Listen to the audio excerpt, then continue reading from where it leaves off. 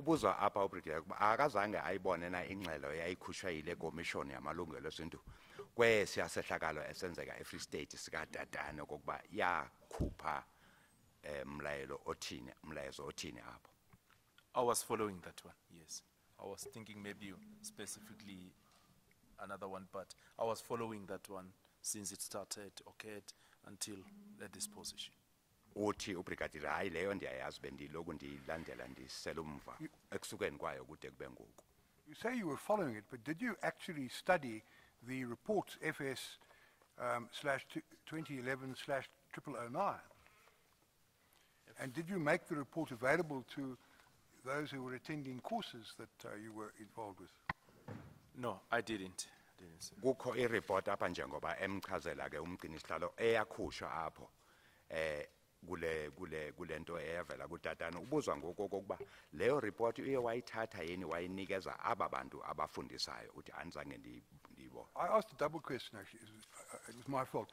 Did you study the report is the first question. And the second thing, the answer to that is you didn't, then I imagine the second question falls away. The second question is, did you draw the report to the attention of people attending your courses? I take the answer to that is clearly no. Did you actually study the report? Was this report made available to you at any stage in the course of your work? No, as I say, no, I didn't. Right from the beginning, I didn't. Njengoba sisho ke buzwa ngumgcinisihlalo uthi azange ayibone lo report akazange ayifunde nokuthi ke ayinikeze abaqeqeshayo ngamalungelo. Brigadier, having established that there is value in considering alternatives and policies that are developed across our borders, would you not agree that it would be an essential tool for public order policing in South Africa if they were to pay close attention to those reports by bodies whose work can, at the very least, be respected, that directly deal with the work of public order police? Ubuza kokuba akayiboni na kungaba indlela ebhetele yokuba lamapolisa epublic order policing ePOP ajonge izindlela ezivezwe ezichazwa apha kwinhlangano ezifana neCommission lena ehloniphekile ukuba kuyawuba izindlela ezibhetele ezo zokujongana nemeko ezinjengezi. That's correct. It's true that we need to read and look to those recommendations, and whatever we do as well, it will assist us, and we have done it before as well in different issues where we developed, and we'll have to definitely look at that. We can't just go on without doing that. It will help a lot, irrespective is inside the country or outside the country. Ndivumelana nawe apho kuyaba yona indlela ebhetele besizenza ke noko ezizinto sithi xa sifumana ireport ezinjengezo noma zenziwe apha kulizwe lakithi kanene kumazwe aphesheya sizijonge izindlela ekuthizo ekusetshenzwa ngaso sizisebenzise sifundise ngazo. Jenny, may I ask you two questions at this point? Firstly, would you actually address two requests to you? Would you see to it that copies of all the reports you are now referring to are made available to the Commission? At least 3 copies, because there are 3 of us, but I would suspect more because I imagine the evidence leaders would want them too. And also it might be sensible as a precautionary measure regarding the fact that as we speak, POP operations are taking place in the Free State, for you to send as a matter of high urgency these reports, copies of these reports to the section of which the witness was previously the head, so that they can, if they're not doing so already, they can start taking into consideration in their planning and in their courses the points made in these reports. Okay. Are these requests that are capable of being complied with? Thank you, Chairperson. Thank you. My attorney will be in a position to assist with the second request that you made. As regards the copies of the reports, they have been emailed, as I understand it, to the evidence leaders, and it is hoped that they will be distributed thenceforth to all of the various parties. Ezenziwa ngumgcinisihlalo apha kummeli wamalungelo oluntu okokuba ezi report athetha ngazo abanikeze bona ke apha uthi zithunyelwe ezo nge-email ku-evidence leader. Sicelo sesibini okokuba ezi report iziphumayo njengale yase Free State athetha ngayo banikeze aba basemapoliseni ikakhulu lawa afundiswa ngubrigadier okokuba bazijonge nabo baziphononongwe bajonge izindlela ezingasetshenziswa kwixesha elizayo. And naturally to the commissioners as well. My colleague Commissioner Hemrod suggested in regard to the police, probably if you pass them on to Mr. Semenya, he will be able to ensure that they reach the right address as soon as possible. I would certainly trust my colleague Mr. Semenya to do so. Thank you, Chairperson. Kuthiwa zizawunikezwa ke umhlekazi uSiminya okungiyena ozazigqithisela emapoliseni ngexesha nje elincinci. As I mentioned yesterday, Brigadier, there were 4 different themes that I wanted to ask you questions on, and we've dealt with the first theme, the issue of training and policy formulation. The second theme that I'd like to talk to you about is that of planning. To the extent that you were skills development facilitator, and to the extent that you yourself have experience in public order policing, the manner in which a plan is drawn up in quiet management situations is, would you not agree, critical to its success? Uyabuza kokuba ke sigqibile ngento yokuqala kwesibini ngoku eyesibini esithetha ngayo ukubhalwa kweplan ezawusetshenziswa apho. Uthi ke njengomuntu oke wasebenza apha nomuntu ofundisayo ngezi zinto andithi iplan leyo ukubhalwa kwayo kubonisa okokuba izaba impumelelo na ikanene cha ngendlela ibhalwe ngayo. That's correct, yes. The plan should be compiled in such a way really that it can be achievable and it can achieve actually the goal if it has been compiled, put together. It must be in that way. Critically, it must be analyzed and all necessary factors must be in place to make sure the plan is compiled properly. Usho brigadier okokuba ayinyani leyo iplan xa ibhalwa kufanele kubhalwe kubonakala okokuba kujongwe ntoni injongo yayo le plan lena bayijonge nokokuba into enako na ukwenzeka le ukudeske iphumelele ngaloo ndlela bajonge ngayo. And with regards to gatherings that are spontaneous, where there might be less opportunity to plan, I'd like to refer you to again Exhibit R, which we were dealing with during the course of yesterday's hearings, and specifically refer you to its page 20. Kukho enye ke i-exhibit apha besithetha ngayo izolo makuyijonge apha ke sizothetha ngezixholoxholo ezenzeka ngelo xesha kungabikho ixesha lokuba kubekho iplan ezawudra okokuba lapho ke kuyawulawulwa ngendlela enjani. Got it. Ndiyiphethe ngoku. Brigadier, I'd like to make specific reference to the first and second sentences of the second paragraph, and I quote, page 20, that spontaneous public protests, on the other hand, does not provide the luxury of planning and sometimes call for immediate reaction. Such situations call for sound judgment and correct assessment of the situation. Would you agree with that assessment?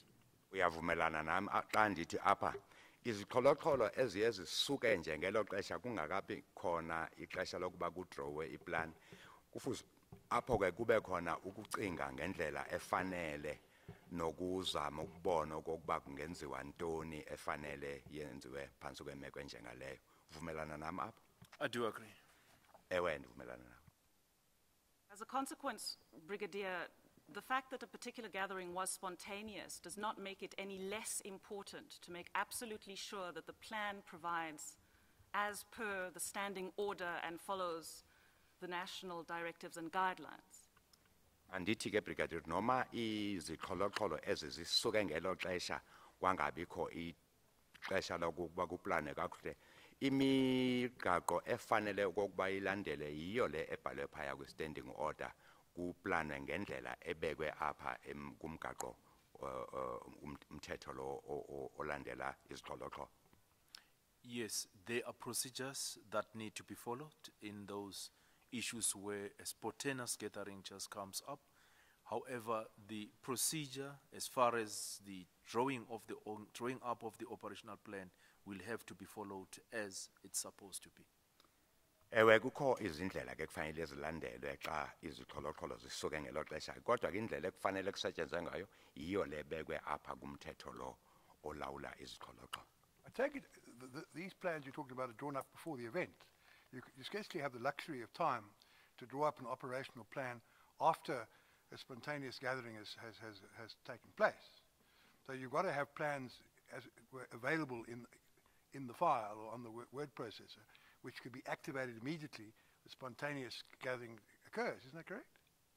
You're correct, Chairperson. Always with a spontaneous event, it is challenging because it comes up unplanned, no proper information in place. However, as I said, Chairperson, we must try by all means to follow procedures. Procedures is to establish all necessary information, who are the leaders, what is the purpose, everything.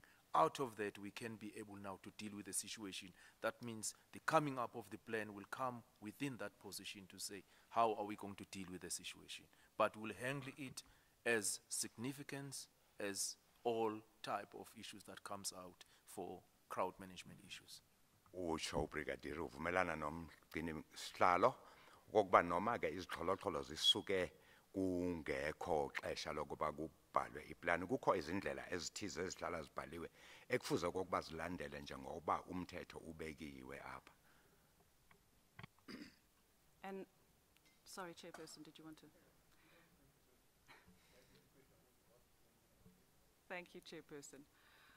One imagines that was the intention of the plan that was being drawn up and was presented to the JOC by Lieutenant Colonel Scott at Marikana. Ndiyabona ke injongo yeplan le yayidrowe uScott azayinikeze phaya kwiJOC kwakujongwe ngayo kokuba kusetshenzwe ngendlela ethize ngezixholoxholo. Which one are we referring at, maybe the date, if I may ask?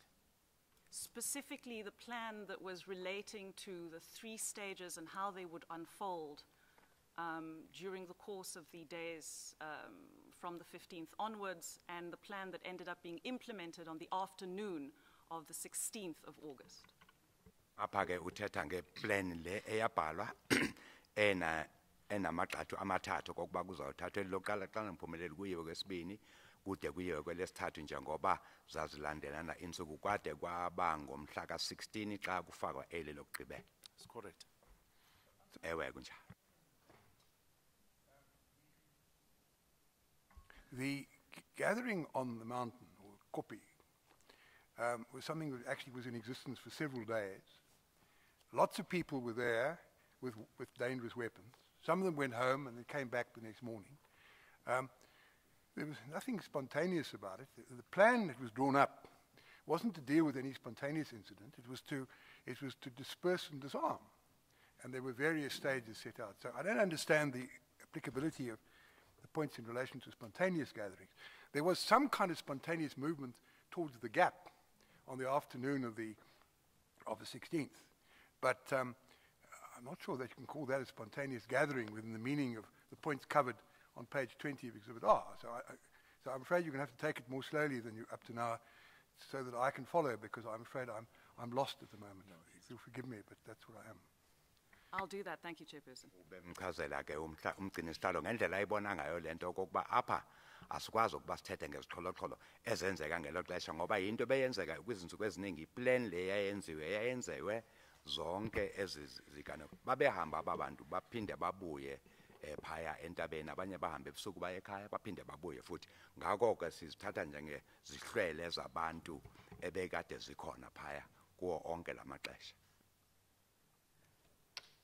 In situations such as that unfolded in Marikana, and again, I'm acutely aware of the fact that you weren't there, Brigadier, would you not agree that certain events might arise and take the police by surprise, certain developments, certain choices of the protesters as they go about their particular business, that the police will have to deal with as and when they arise? And it's the fluidity of those situations that requires public order policing specific attention.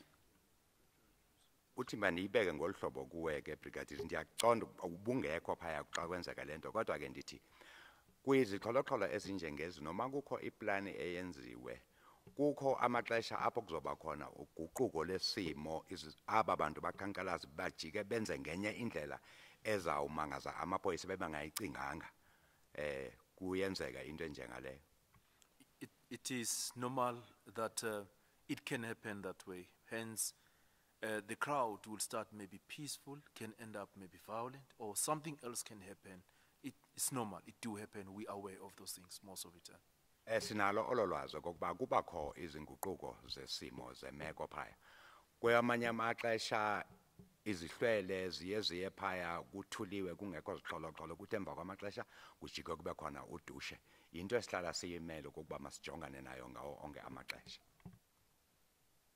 With respect specifically to the plan that Lieutenant Colonel Scott presented, Gary White has a number of concerns and or difficulties which I'd like to address, specifically two that have not as yet been dealt with in questions posed to you by some of my colleagues.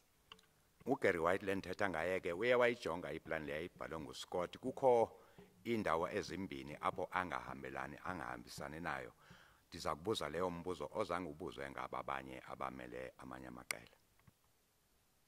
The first one is the fact that the plan was seemingly being presented by Lieutenant Colonel Scott, who he himself is not a member of POP.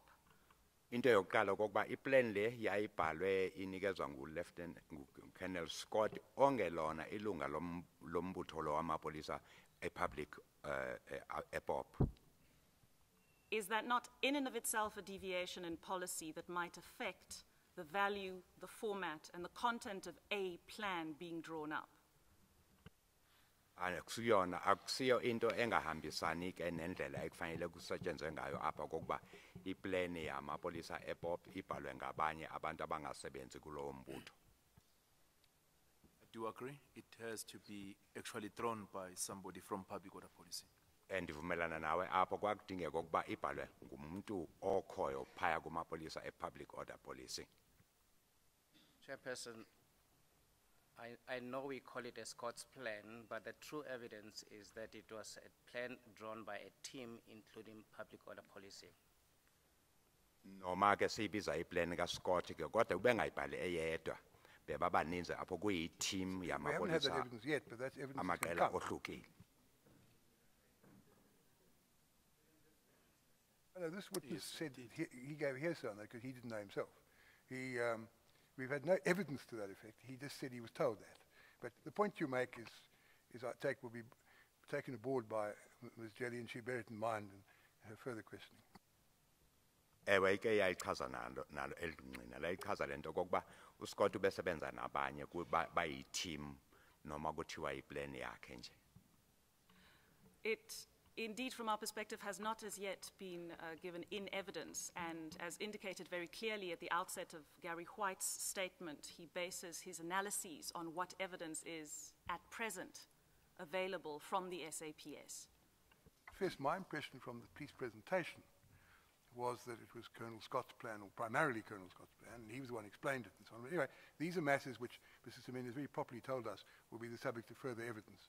So we mustn't waste time on assumptions which may be incorrect at this stage. Masingachithi ixesha ke ngale nto ngoba uye wayichaza umhlekazi uSiminya okokuba noma le plan ibizwe kaScott ibhalwe ngabantu abaninzi kuzawubakho ubungqina obuzawuvela okokuba ngobani nobani babekho apho. Indeed, thank you, Chairperson. We certainly look forward to hearing that evidence. I'll turn to the second concern that was expressed by Gary White with respect specifically to the manner in which the plan was dealt with at the JOC meeting. Into yesibini ke uBarry White alila ngayo indlela le plan ekwasetshenzwa ngayo phaya kwi-meeting ye-JOC. Not very wide. Gary. I'm sorry, sir. Did I say? I was looking for something. I missed Better, it's something very Gary important. White. Would please tell me what it was? He said Barry White was a singer. Was a singer. Oh, I see. I thought there was a reference to Gary White Mbe, who's a gentleman from somewhere in South Africa. Lo muntu kuthethwa ngaye nguGary White. Ndiye ndaphazama ke ndathi nguBarry White lo womculo. Yaxolisa kapha. Okhule ngazo. Indeed, Mr. White's serious concern relates to the fact that there seems to have been no, at least from the minutes, discussion, debate, challenge to the presentation made of the plan that had been drawn up? Uthi ke akucace kokuba kwabakho ukuxoxa ukuthethisana nokubonisana kabanzi ngale plan kwakuyamkelwa njengoba injalo kungekho oyiveza imibono ethize yohlukile kule ndlela yayibekwe ngayo. Would you not deem it appropriate, in order to make sure that all eventualities are covered and have been dealt with in detail and anticipated, that that kind of debate and discussion take place? Awucingi ba kube kwanikezwa ixesha lokuba kuthethwe kuboniswane ngalento lena izinto ebezingenzeka nezinto ebezingeke kujongwe kokuba xa kwenzeka ukuthi kuyakwenziwa ntoni kujongwe yonke imeko ebeyingahle ibe khona. Advocate, I really understand the point that it should be critically analyzed during that process or maybe in another position, but I was not involved, but I'm not sure if it was not analyzed critically as you have indicated. The plan is being compiled based on the information given. The information given, of course, it has to be analyzed. So I'm not sure if it was not done because I was not there. Bendingekho ke apho kulonhlanganiso andazi nokuba yenziwa nalento oyitshoyo kodwa ndivumelana nawe kokuba mayiphononongwe kabanzi into enjengaleyo phambi kokuba isetshenziswe. I appreciate you weren't there, Brigadier, but in your various positions with SAPS, in your experience, would you, for example, in formulating training manuals and modules, not include the obligation and the value of, and I believe Mr. White, in our consultations with him, used the words rip the plan to shreds in order to put it back together perfectly again. Would it be your choice to advise that such a process be followed to make absolutely sure that every imaginable scenario has been contemplated? Ndithetha ke njengomuntu onjengawe mhlekazi kwizikhundla obeziphethe nendlela njengoba esitsho uWhite apha kokuba iplan enjengaleyo kudinga ukuba pha enhlanganisweni ikhazulwe iphinde ihlanganiswe ukuba kujongwe yonke into engade yenzeke nengenzeki kokuba ikwazi ukunqandwa. I do agree. Vumelana nawe? Thank you, Brigadier. You just mentioned the issue of information and intelligence, and you had established in your examination in chief the fundamental value of having adequate information in order precisely to plan for how police might deal with a particular event that required crowd management. Ndivumelana nawe njengoba ubusutshilo kokuba kudingeka ulwazi ngaphambilini xa kuzobhalwa le plan ukuba kuyokwenzeka ukuthi nokuthi ukuze kwenziwe iplan ezawunqanda ezo zehlakalo ezingahle zibe khona. I would like to refer you to page 26 of Gary White's provisional statement.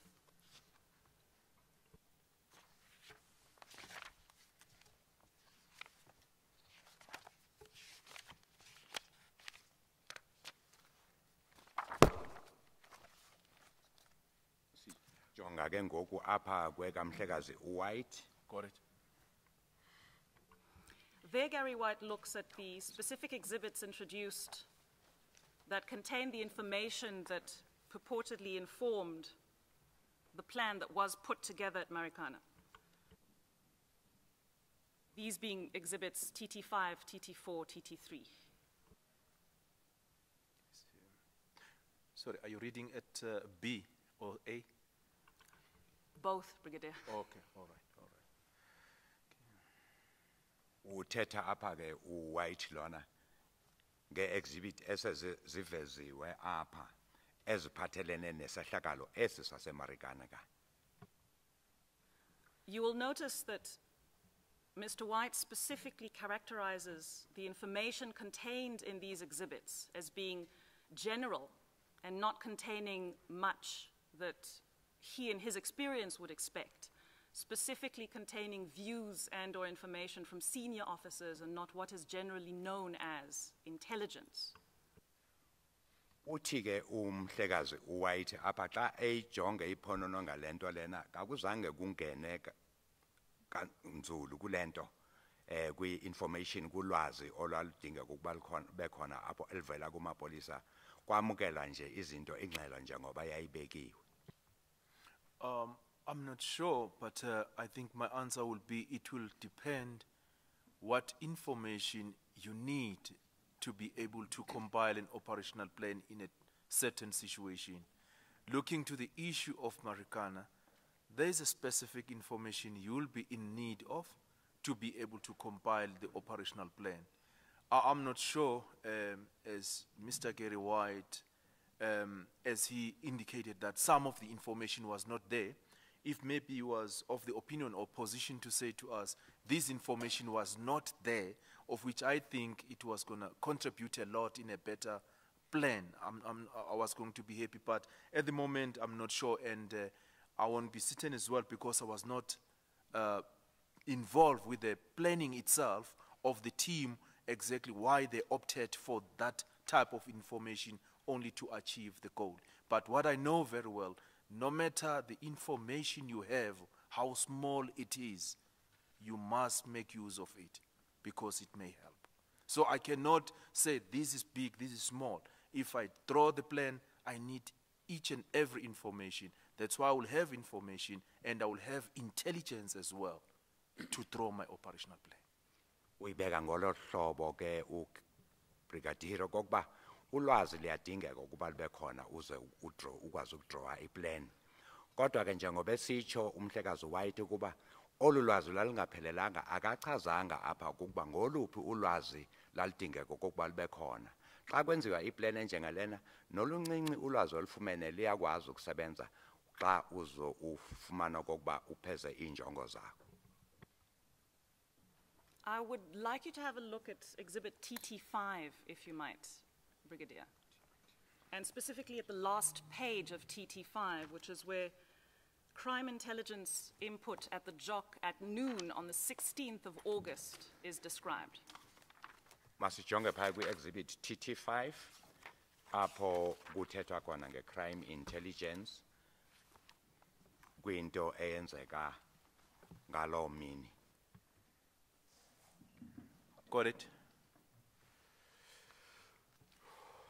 As you can see, Brigadier, it is extremely succinct. It essentially identifies the number of individuals, more or less, that are on the copy, that some of them have dangerous weapons without any detail as to how many, which, and that according to information received, they declined to surrender these weapons. Ithetha apha ngenani labantu ababelapho kokuba babe bangaki baphethe izixhobo ezinobungozi kazichazanga ukuba zixhobo ezinjani. Kukho nobungqina bokuba aba bantu abavumanga ukuba bazibeke phansi ezi zixhobo zabo. And that they refuse to leave the copy and the situation is very tense, full stop. Bala ke nokusuka phaya ekopini xa bexela ukuba benje njalo.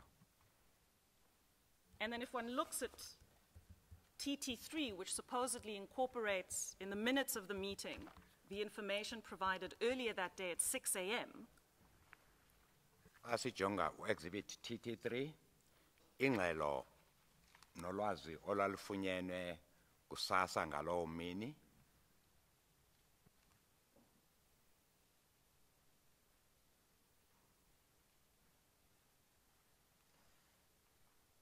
sorry, my apologies, Brigadier, that's TT4.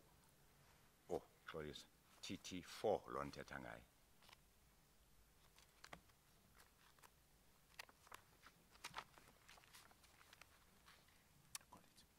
And I'm focusing on paragraph 2.1 of TT4. Yes, I see that.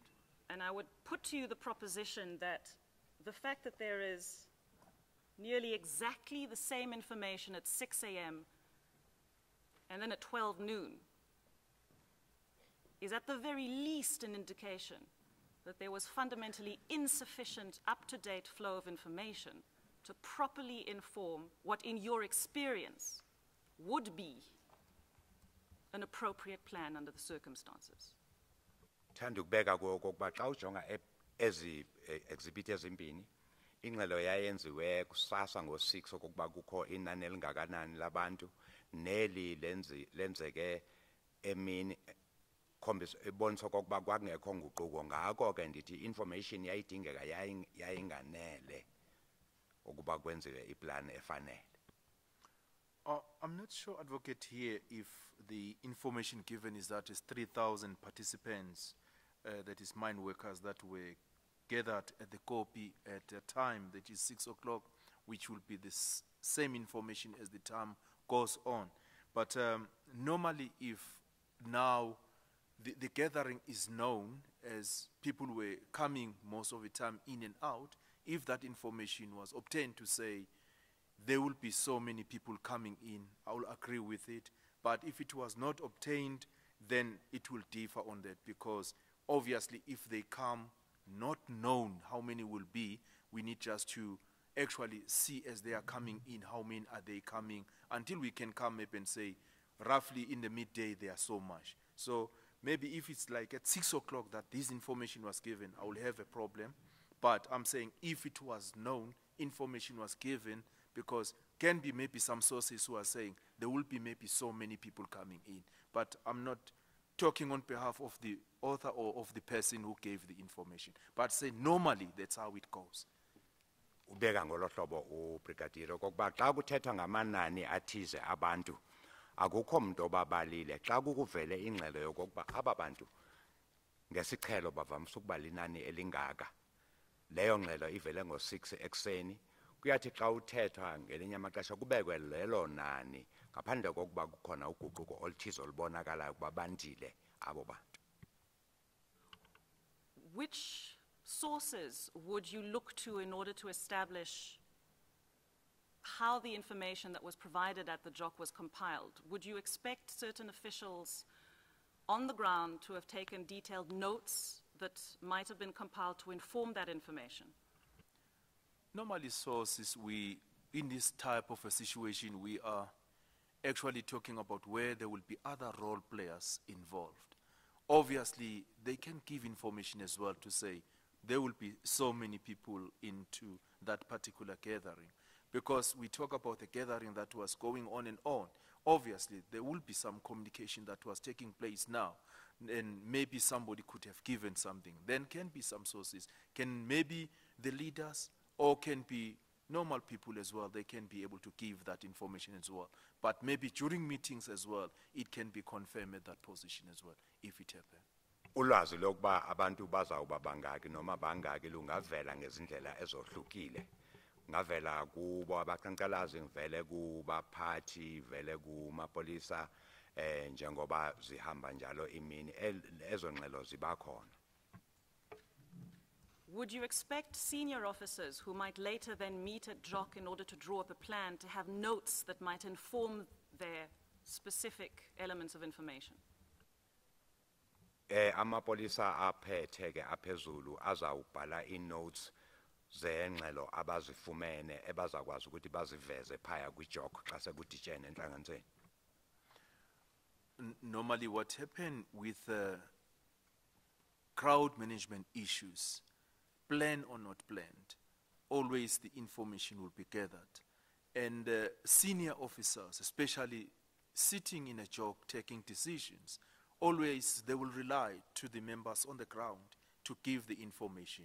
That include the role players as well, if they are part of the meeting.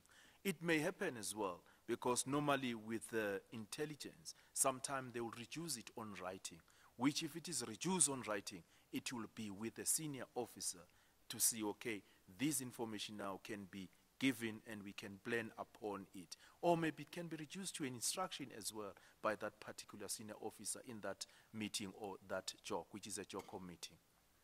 Ewe kunjalo kokuba ingxelo ke ifunyana ngezindlela eziningi, iyafunyana na kwaba be-intelligence, kwamanye amaxesha ifunyana kumapolisa akhona phaya apho kwenzeka khona izixholo-xholo, zibhalwe phansi izinto zithi ke xa sekusemeetingini phaya enhlanganisweni zihlanganiswe kuthethwe ngazo kwenziwe iplan efanele ukuba isetshenziswe. Accepting that there would be a need for that information to come in to be taken into account, there are two issues that I would submit to you, Brigadier, raised by the contents of TT4 and the last page of TT5 specifically. The first is that in light of the fact that it is exactly the same information, the impression is given that no effort is made to update the information on a regular basis, and that in your experience, would that not be a fundamental flaw? Beka ke kuwo kokuba xa ujonga ezi exhibit ezimbini TT4 nale nenye zithetha into eyodwa ekubonakalisa okokuba kakubanga kho imizamo eyenziwe okokuba kufunyanwe i-information into eyenzeka ngawo onke amaxesha akuyona na impazamo leyo eyenzeka ngokubona kwakho. I won't be sure, advocate, that it can maybe differ or not differ. However, as the figures, they go on being the same, I will feel that really maybe something is not okay. But as I've said, always the growing number of the crowd will change as the day progresses. You cannot start with 3,000 in the morning. Obviously, it will build up, and become 3,000 midday or whatever day. So I'm saying definitely there will be always some sort of changes into everything, but I'm not sure why it was kept in that amount every time. Andazo isizathu esenza okokuba babhale imanani alinganayo kusasa nasemini ngoba abantu baya ngokwanda njalo njalo njalo. Andazi ukuba yintoni eyabangela ukuba bayibhale ngolo hlobo. And the information, regardless of what actually happened at Marikana, if you were to have information regularly informing you that, say for example, for argument's sake, there were 50 people on the copy at 6 a.m., and what you have is information that that crowd is building up slowly but surely, would that information, and again, based on your experience, not be relevant to the planning of the intervention by the Public Order Police? Mandibeke ngolu hlobo ke ukuthi xa ube ufumene information yokuba kukho abantu abangu-50 phaa ekopini kusasa kuthi ke ngokuhamba kwexesha uve okokuba baya ngokwanda aba bantu bekungeke na leyo nto yenze okokuba kubekho izinguquko kwiplan esebeyikade ibhaliwe okukwanda kwaba bantu. It will affect the plan most of the time, of course, and at the same time we'll have to adjust or try to adapt to the situation. That's how it should be every time. You need to adapt to the situation and see whether the personnel you got are still able to deal with the situation or not. All those type of things you need to adjust, but you cannot on continuous basis, otherwise before the end of the day you will have 5 operational plan in place. But the only thing is to say, how do you adapt to make sure that your plan is flexible, address the problem before you? Ndivumelana nawe apho kokuba kubakho izinguquko ezenzekayo ke ngokutshintsha kwemeko kodwa ke ukwazi okokuba lonke ixesha xa kwenzeka kutshintsha imeko ethize ubhale enye plan xa kwenzeka ubhale enye plan ngoba uyawugqibela usubhale amaplan ade aze bangu-5 into eyenzekayo nje ukuba kuba khona utshintsho nenguquko kuleyo plan bese yenziwe ezokwenza okokuba nikwazi ukujongana naleyo meko njengezinto ezokuba banele na amapolisa azawujongana naleso simo noma kanjani. Thank you, Brigadier. I'd like to turn to now a different aspect of the planning theme, and that's the issue of numbers is, I think, the best way to describe it.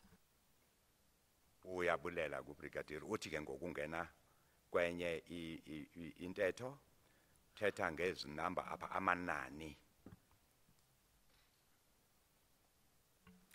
And I would like to turn to Exhibit L, being the SAP's presentation, and specifically to slide 131. 131, Chairperson.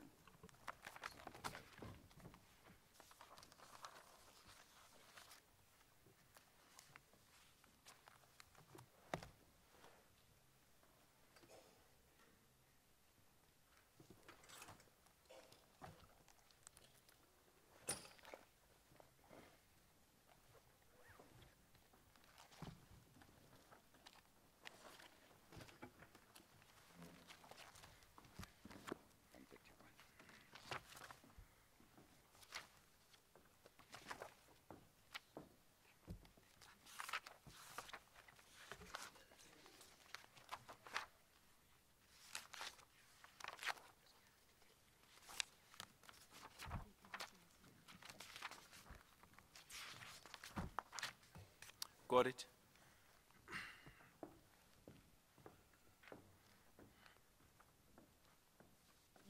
note, and this slide specifically deals with the day of 16 August, that the second point states that there were 630 members of the police deployed on the day shift. I see it. Ewe, uthi ke kuyavumelana kwakungu 630 yamapolisa abekho kwi-day shift yasemini. I see that. And we're just looking to confirm the reference, but within Exhibit L as well, there is an assertion that there were around 160 odd of those deployed that were in fact POP members. And we'll just confirm the slide reference as soon as we are able. Brigadier, my question, in your experience specifically in crowd management situations, as we confirm that there were less than a quarter of the members deployed that were actually specialized in crowd management, does that not seem like a fundamentally insufficient number? And would you not expect at the very least POP members to be in the majority of those deployed? Awuyiboni njengempazamo ke le brigadier njengomuntu ophethe okokuba lo kwakungumsebenzi wamapolisa e-POP. Xa sijonga apha abemancinci gqitha amapolisa e-POP kumaninzi awamaningi. Awuyiboni leyo nto kuyimpazamo eyenzeka? Yes. Number that you had? The number that we have of POP members is 167, if I'm not mistaken. Ms. Hardy is assisting me in finding the exact slide. Amapolisa e-POP abekhona apho noma ngayifumananga leso slide kuthiwa abengu 167. Yeah, my understanding, Advocate, is that on a holding area, which is the reserved holding area 1 and holding area 2, there were some of the members of public order policing who were as well posted at that position as a reserved with a purpose, if anything happened, they can be called in and reinforce the members who were actually before the situation where it was taking place, the axis. So your question is, will it be appropriate with the number you are talking about? I think with the presence of those members on the other side, always can be easy to call them up and reinforce those members, maybe if they have problem or they get pressure whenever the situation goes otherwise. I'm sorry, Mr. Brigadier, you're not Brigadier, answering my Mr. question. Brigadier, I found the numbers, I think. I'm grateful If to you you, start at Chairperson. 137, there are 45 POP members. You go on to 139, there are 53. If you go on to 142, there are 8. And if you go on to 144, there's 70. If you add those numbers up, you get 176. So there may be others, but those are the ones that I found in a quick search while the witness's answer was being interpreted. Thank you, Chairperson. I was informed that that's how we made that calculation. I'm obviously slightly dyslexic, 176, not 167. ube mchazela ke umhlali ngaphambili kokuba lamapolisa athetha ngawo e-POP njengoba esisho Brigadier abebekwe ezindaweni ozohlukile kwakho amanye phaya kwi-holding area amanye ephaya kwenye indawo uthi uBrigadier bebangabizwa abo bantu xa kubonakala kokuba isimo siyaphuma ekulawulekeni bayadingeka bebakhona apho kufuphi. I'm sorry, how do you respond to the point being made to you that for what was a major POP exercise, dealing with 3,000 people at noon and presumably 1,000 in the morning, 176 POP members with rather a small number of POP people to be involved? That's the point, as I take it, that's being made. Do you agree with it? Uyavumelana nami apho ukuba xa kukho izixuku izihlwele ezingaba ngu-3,000 amawaka amathathu amapolisa e-POP angu-167 benganelanga kokuba kwazi ukulawula ezo zihlwele. Yes, Chairperson, if I can answer the question directly, I would say no. You don't have to say if I answer directly, just answer all the questions directly. We save a lot of time. What's the direct answer to the question? I've said no, but I would like to say something, Chairperson. Andivumelani nalo ndlela kodwa ke mandichaze. Chairperson, if there was 176 before the axis, meaning where the pressure is, and there were other members, as I'm told, that there were other members on the holding areas. That's a part I was trying to explain. And if the situation really become tense, that is not going to be handled, those other members could be called in. But if it's only that and the situation become out of hand and there is no other members available, I would say no was not sufficient. All right. The Izawuthi ke bebanganele xa bekungekho aba abanye bebabekwe kwezinye izindawo bebangabizwa noma ngaliphi ixesha. 176 includes 8 who are in holding area number 1, that's slide 142, and 70 who were in holding area number 2, which is slide 144. If you take the holding area people away, you then get 98. So the question is, therefore, regard being had to the number of protesters who are being dealt with, is in what is essentially or should be a POP operation, is it appropriate to have only 98 in the sort of main area with another 78 in the holding areas, or would you, if you'd been planning it, have arranged for more POP people to be there? I think that's the question. Umbuzo ngilowo ojongiswe ku Brigadier okokuba xa sijonga sisusa aba beba ku holding area ezezimbini sisala na 98 yamapolisa ePOP. Lo msebenzi ungaka kwakungumsebenzi osemagxeni ePOP. Ngawuvumelani no-advocate okokuba babenganele aba bantu okokuba bebangakwazi ukulawula ezizixhwele zingaka. As Chairperson, you have said, if you remove them, I'm saying they were not sufficient. Xa ubasusa As you abo said, vumelana na. if you remove them. I Xa definitely ubasusile agree. Yeah. bebanganele aba kuba bangakwazi ukulawula.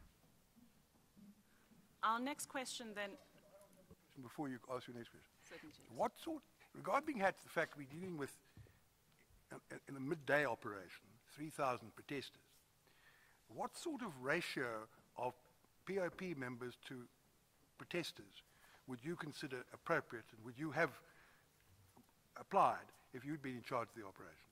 Masithi ke xa bekunguwe ubuphethe phaya ufumene ingxelo kokuba izihlwele ezizingu 3000 ubuzawubona ukuba amapolisa bengalingana abemangaki ePOP. What normally happens, Chairperson, is that with public order policing, especially if we plan, we got something on the Regulation of Gathering Act that speak to the marshals. I may answer a question wrong, but I'll try to come at the end into it. But I think I should start this way. We got something that speak to the marshals, how many marshals the ratio should be.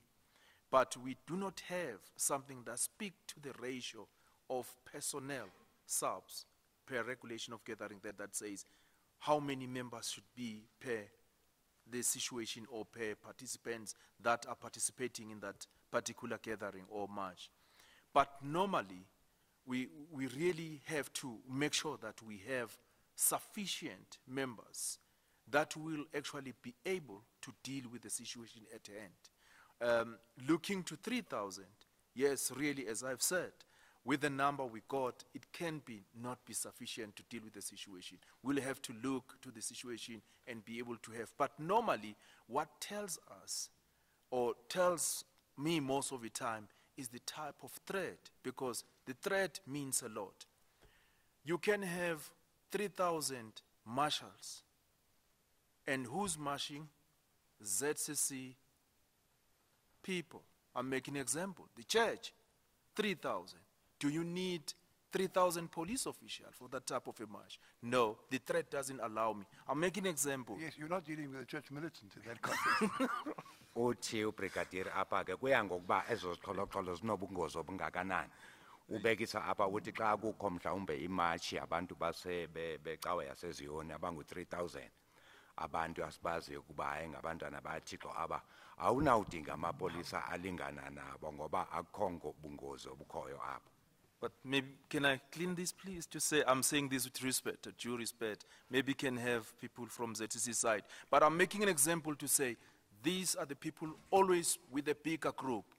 If they are marching, I cannot just take, because there are 3,000, then I will take 3,000 police officials. What will determine the number of police officials for us every time will be the threat at hand. Then we're going to say, we need so many police officials to deal with that situation. Always we need to look at that. But only the Regulation of Gathering Act talks into marshals, how many marshals, because we are saying they must manage themselves. Police must be there to support the situation. Then in that way we don't have any confrontation. Uchaza loo nto ke ubrigadier enye into ithi uyaxolisa xa kukho amalungu ecawe ye-ZCC apha uthetha ngabantu be-ZCC ngoba ke bangabantu boxolo noma babaninzi kangakanani akudingeka amapolisa amaninzi uthi apha into eye bayijonge kokuba ezo ziqholoqholo bajongene nazo zinobungozi obungakanani ukuze bafake amapolisa azawulingana ukuba akwazi ukulawula ezo zidubedube. Thank you, Brigadier. I think my next question would relate to whether or not there certainly are sufficient POP members in the entire country to have made it feasible at Marikana, at the very least feasible, to have what I will submit to you as the best or better scenario, that is a majority of POP members, a majority of individuals whose specialization is crowd management. Umbuzo wami olandelayo kokuba apha kwilizwe lakuthi lonke sinamapolisa amangaphi ePOP xa sijonga kwizehlakalo zaseMarikana kokuba sinabantu abalingene na okokuba bebangakwazi ukulawula ezi ziqheleqhele ngoba abantu abafundisiwe baqeqeshwa ekulawuleni kweziqholoqholo ngaba bePOP. In order to deal with a specific issue, I would beg leave to hand up a document which sadly we originally thought was part of the SAPS documents, and we realized at a later stage it had been sourced independently. It is a presentation and a collection of slides submitted to the Parliamentary Portfolio Committee on 30th August 2011, copies of which Ms. Hardy will be handing up at present. Could we perhaps mark it as an exhibit, if possible? Le bendicinga okokuba ngenye ye-presentations ezivezwe ngamapolisa kodwa sithola ngokokuba hayi incwadi yayivezwe kwi-Portfolio Committee yamapolisa mhla ka-30 ku-August 2011 ezawunikwa i-exhibit apha kwakuzimpendulo nemibuzo eyayibuzwa phaya eParlamente.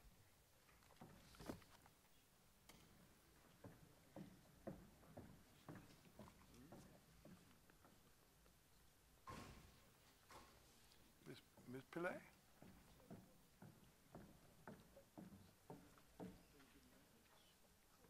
Thank you.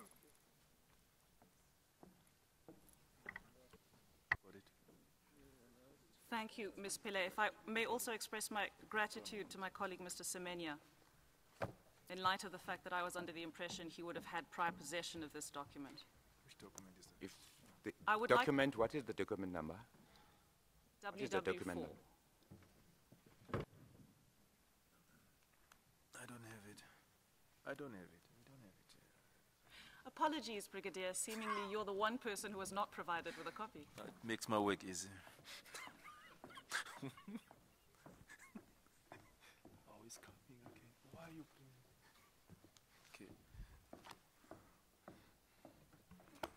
You now have it. I got it, thanks. An exhibit number.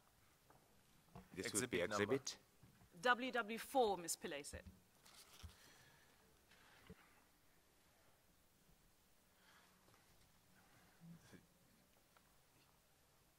Thank you. Brigadier, if you would first turn to slide 5. Xa sijonga ke lo exhibit sijonga ku-5 It's entitled Background. I see it.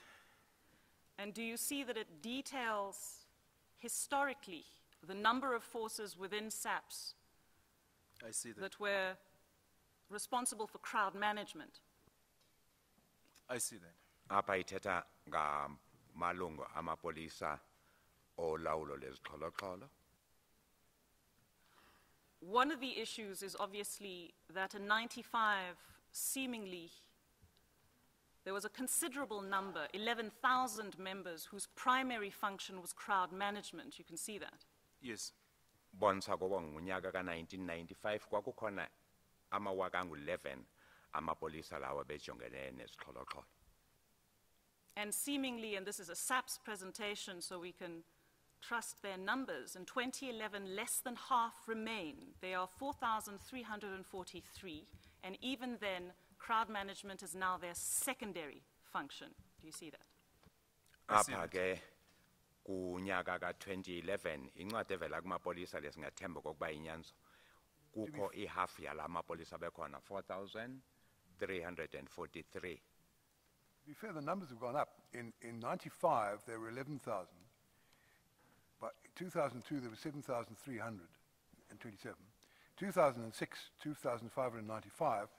But by 2011, the numbers have gone up again. There's now 4,343. So, admittedly, they were substantially fewer than they were in 95. But obviously, the matter was already receiving attention, and the curve had changed direction. That seems to be correct.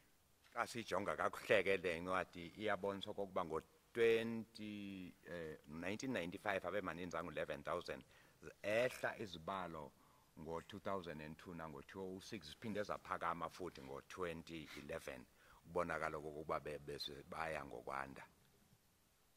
I accept that, Chairperson. I would submit that combining that with the fact that these 4,000 individuals have crowd management as a secondary function is relevant to, at the very least, there being a lesser focus on crowd management in terms of staffing at SAPS. Kucaca apha kokokuba umsebenzi lo wolawulo lezixholoxholo ube sungajengwanga njengento ebaluleke gqitha apha kwi-SAP kubonakala ngokwehla kwezibalo zaba bantu abajongene nalo msebenzi. And the question then becomes, if one then turns to slide number 6, Xa sesiya kwi-slide 6 which details the various POP units and their strength as well as their locations. xa sijonga ke apho abekwe khona amapolisa e-POP namanani abo. One sees, for example, if one excludes the support numbers, that in Johannesburg there are 308, in Pretoria 269, in Springs 256, for example. Lezo zibalo ezikhona 308 eGauteng eJoburg, ePretoria 269, kuthi eSprings babe ngu-256.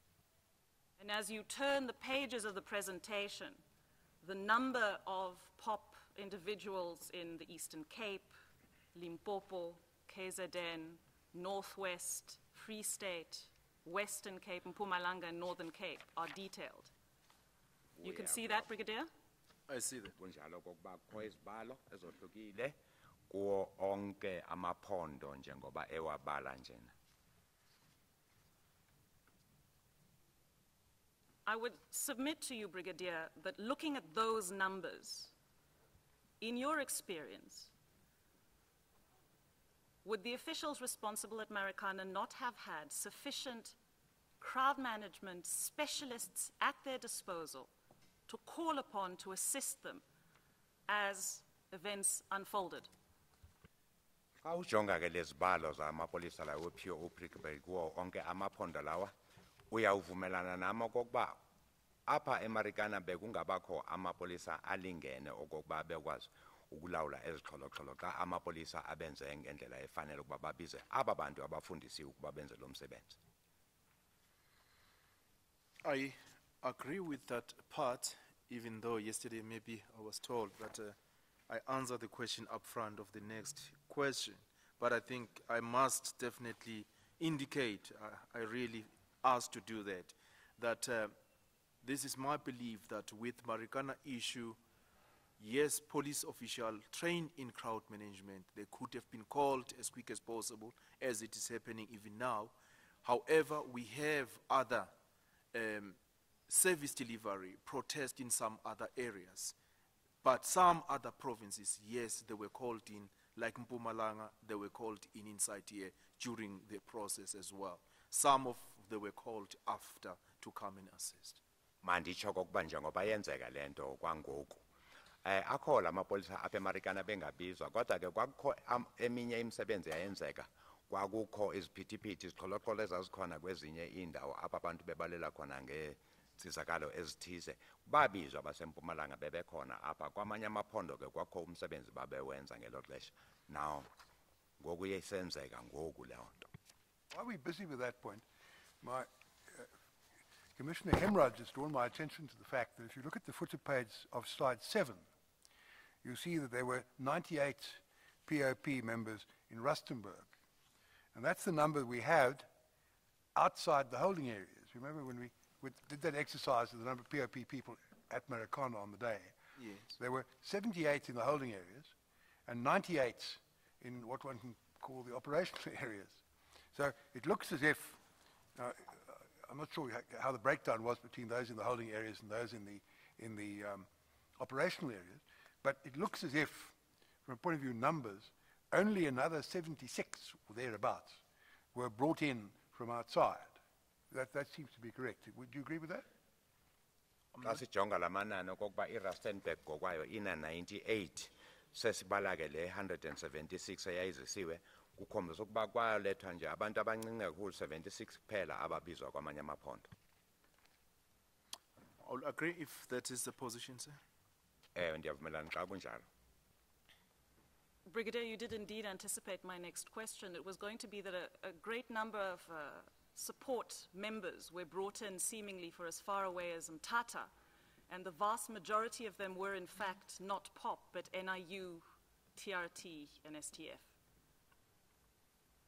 Umbuzo olandelayo kokuba amapolisa amaninzi aziswa apha amanye abevela ezindaweni ezinjengomthatha kungebona abantu noko be-POP kwakungabantu be-NIU abanye kungabantu be-TRT abaziswa kwindawo ezisekudeni kangaka.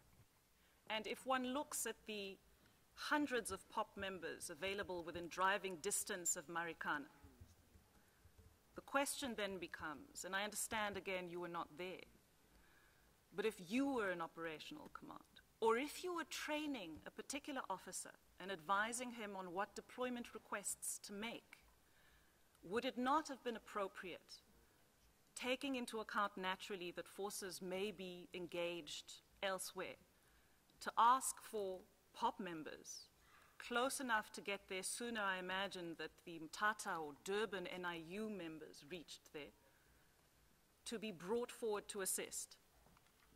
Mandithi ke kube kwakunguwe wawuphethe apha ekanene uqeqesha umuntu oza ungeke ujonge apha kufuphi neRustenburg okokuba kutholakale abantu abanolwazi ngumsebenzi lona abantu bePOP kunokuthi kuze kulandwe abantu ekudeni kangaka kwizindawo ezifana noTranskei noMthatha. If I understand all right, I think Gauteng, that is closer, advocate was called in. Mpumalanga as well was called in. I believe those were the closest provinces that were actually brought in as quick as possible. Yes, your question is, will I have to look at that? Obvious, you need to look closer to save time and everything, who can be quicker to come in, looking as well to their commitment at their provinces. But I believe Gauteng was part of this, were called in. Mpumalanga was called in. I think they were the very closest one to be around here as quick as possible. Amaphondo akufuphi ke nalendawo iGauteng neMpumalanga xa ndisiva kakuhle babizwa baseGauteng nabaseMpumalanga babizwa ndingaziko okokuba abanye babe kwemiphi imisebenzi ngelo xesha kodwa ke ukonga ixesha kwabizwa aba abakufuphi iGauteng neMpumalanga. Was anybody called in from your province, the Northern Cape? Only after, Chairperson. Yeah. After the 16. Yeah, and I see if one looks at slide 8 that you had Uppington's quite far away, but you had 128 people, POP people in your Kimberley area, I see. That's directly under you. That's Well, correct, yes. That's quite close, isn't it, comparatively? Uthi kwelakhe iphondo iNorthern Cape banabantu abaninzi bamapolisa ePOP kodwa ke uthi uBrigadier bayabizwa emva kwesehlakalo abavela kwelakhe iphondo eNorthern Cape. That's correct, sir. I was called after. Sabizwa emva kwesahlakalo. Brigadier, could you go back to slide 6 of the presentation that's WW4?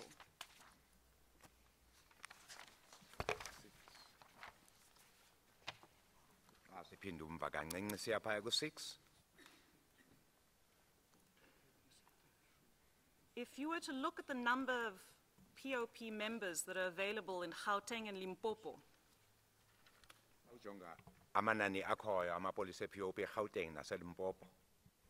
I've just done a quick calculation, that's 1,314 members available in Gauteng and Limpopo combined.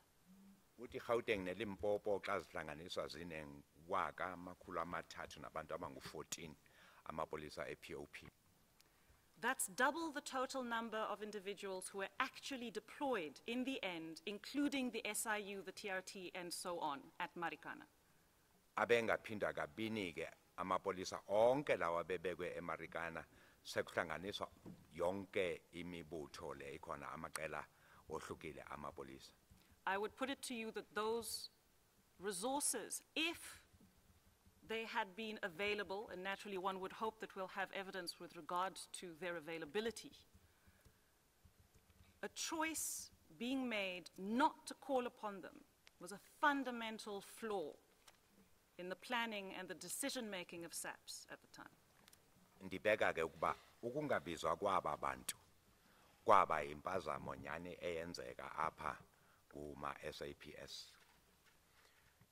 Advocate, I'm not sure with the call-up of these members to come and reinforce what decision they took from the JOG. Hence, I was not part of the planning or the part of the operation. However, that's true that there's a lot of members in these different or in these two provinces for public order policing. Inyani kokuba baninzi kulamaphondo amabini kodwa kuba yintoni bangabizwanga andinalo ulwazi bendingekho kuloo ndawo. Question is more specific than that. The question is asked to you in your capacity as an expert on public order policing. And you're asked, as I understood it, to make the assumption that POP people from Limpopo and Gauteng would have been available. Obviously, if they weren't, then the point would fall away. But that, as I understood, was the assumption on which the question was asked. And you were then asked, in your capacity as an expert, to say, if these people were available, the fact that they were not called, and other people with from other disciplines and other training were called instead, was a fundamental flaw in the plan. That's the question you asked. Umbuzo You haven't answered that yet. Perhaps you should do so now. Njengoba uchaza umgcinisihlalo kokuba akubanga impazamo na kokuba kubizwe onke lawo manye amapolisa avela kumaphondo angaphathelene nezixholoxholo bekhona aba bantu kufuphi nendawo le kwenzeka kuyo izixholoxholo. Akuyona impazamo eyenziwa leyo kwiplan. Advocate, as you said, if they were available, as I indicated from the beginning, there were other service delivery protest issues that were taking place. I'm not sure what was the position in Gauteng at that stage, Limpopo as well. However, if there wasn't anything taking place there, this was going to be the easiest way to have members as quick as possible. Therefore, if they never called them, because there was nothing happening there, really it can be some sort of a mistake on that. Ndizawuvumelana nawe kokuba bekuzawuba kuphazama okokuba bangabizwa aba bantu xa kungekho into bebayenza ngelo xesha. Kodwa ke andazi ukuba kwenzeka ntoni ngoba zivamisile ukuba kubekho izixholoxholo nezinsiza ezithize kuba xa bangabizwanga bangenzi into bekuyawuba impazamo apho. Brigadier, there was another difficulty, I think, that was raised by bringing so many different units from various specializations from all over the country, and that's an issue of communication. And I would put it to you that it is invaluable that when diverse units are going to be working in such difficult situations, their ability to communicate with each other smoothly, their ability to, at the very least, know each other's operational commanders in the best case scenario is crucial to make sure that a plan is implemented correctly.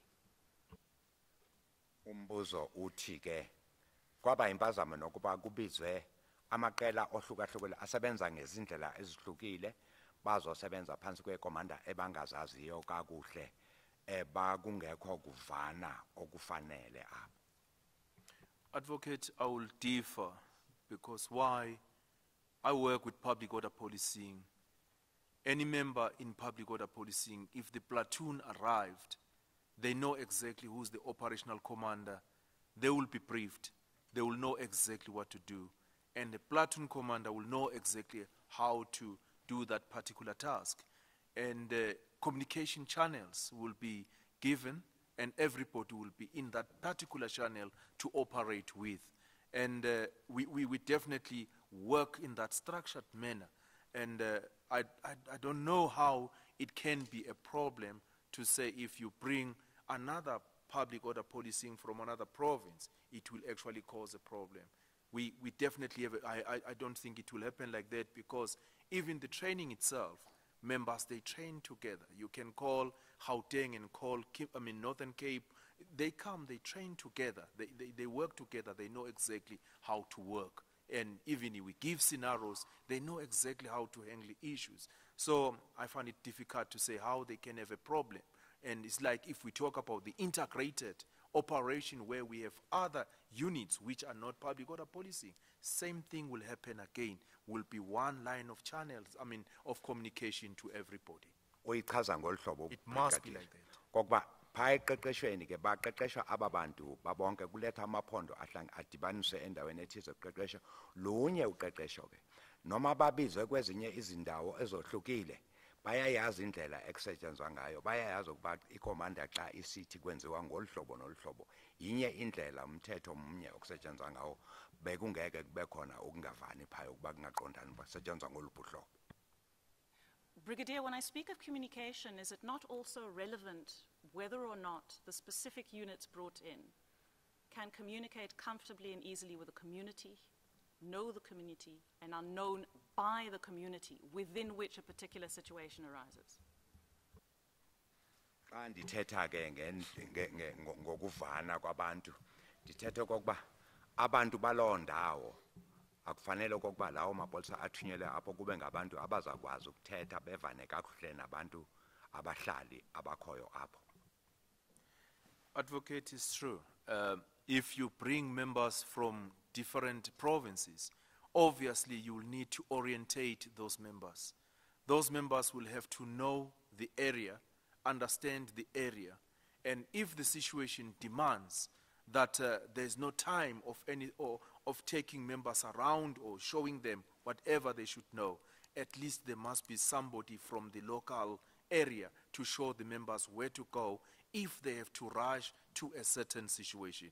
It is a well-known situation that members from a different province won't know the place, but they must be orientated. And if it comes to a push as quick as possible, then somebody must be with those members to show them exactly where they must be if they are actually sent to a specific place. Uphenduleka ngolu hlobo ke lo mbuzo. Uthi ubrigadier wenyaniso kokuba xa kuziswa abantu abavela kwamanye amaphondo bangayazi loo ndawo. Kufanele baboniswe baqheliswe ukuba apha kusetshenzwa ngoluphi uhlobo abantu indlela enjani. Xa kungekho xesha lokuba kwenziwe lowo msebenzi bazawuthi apho basebenza khona babeke nomuntu wala kuloo ndawo ozokwazi ukuba xa babizwe endaweni ethize kube nguye obathatha bamikise apho ngoba yena eyazi loo nto. This is a question in two parts, Brigadier. The first is, if I may refer you to Standing Order 262, which is Exhibit SS2, and specifically to page 3 of Exhibit SS2. Yes.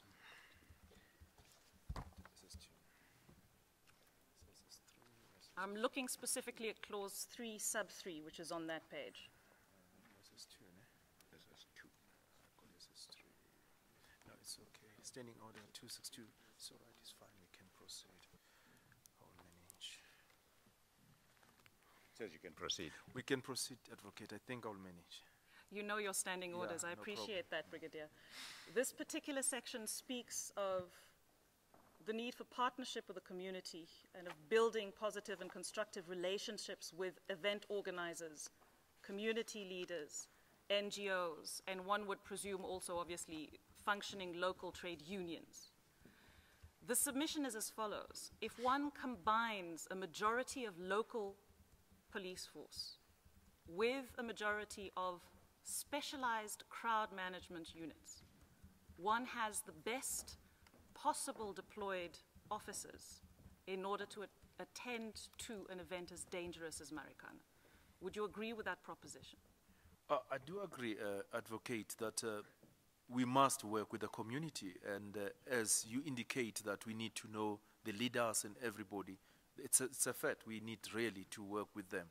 And people who can assist in that type of situation is the local police officials who know the area better, as well as knowing the people as well around that area. It's a lot of things we need just to take into consideration. Then you can definitely be successful. Umbuzo bowuthi ke andithi apha kwile order kuthiwa ke kufanele kubekho ubambiswano usebenziswano phakathi kwamapolisa nabahlali. Amapolisa abazi abantu bakulowo ndawo abaholi abaphethe i-NGOs nabanye kube ngamapolisa akulowo ndawo azana nalabo bantu kuze kubekho uqhagamshelwano. Uthi ewe indlela ekufanele kusetshenzwe ngayo le. The reality being that in the majority of situations, one may not, in fact, need to bring in so much support from out of town. Would that not be the case?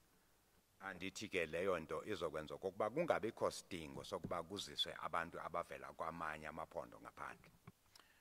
Advocate, I will disagree because as I've said or indicated from the beginning that every situation will differ or will be handled in terms of what is the threat we have before us. So we cannot definitely say because yes, communities there, NGOs are there, there's no need now to call anybody to assist.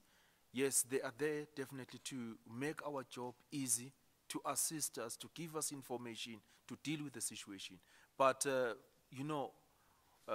public order still our own problem. We have to make sure that we got sufficient members to deal with that specific problem as much as they are there. We will call them if there's a need. Babizwa abake xa kukho isidingo sokuba babizwe ewe ndivumelana nawo kokuba abahlali inhlangano zabahlali NGOs ngabantu abakufanele siqhagamshelane nabo basisize ngawo wonke amaxesha kodwa ke kuye uya ngokuthi ezo zihlwele zikhona apho kunodushe olungakanani ukuze kubizwe aba be-POP okungumsebenzi wabo kokuba balawule izixholoxholo. Certainly the need to have sufficient members who are specialized in crowd management is a sentiment expressed also by the Minister of Police, so he would agree with you. Chairperson, might I ask if this would be an appropriate time for the adjournment as I would be turning to another issue I was after on the point this? of asking you in 2 minutes if an appropriate stage had been reached. If you think it's appropriate at this point, for the purposes of continuing with your cross-examination after the adjournment, we will take the tea adjournment now. Ndiyakwelinye iphuzu ngoku ixesha letiye.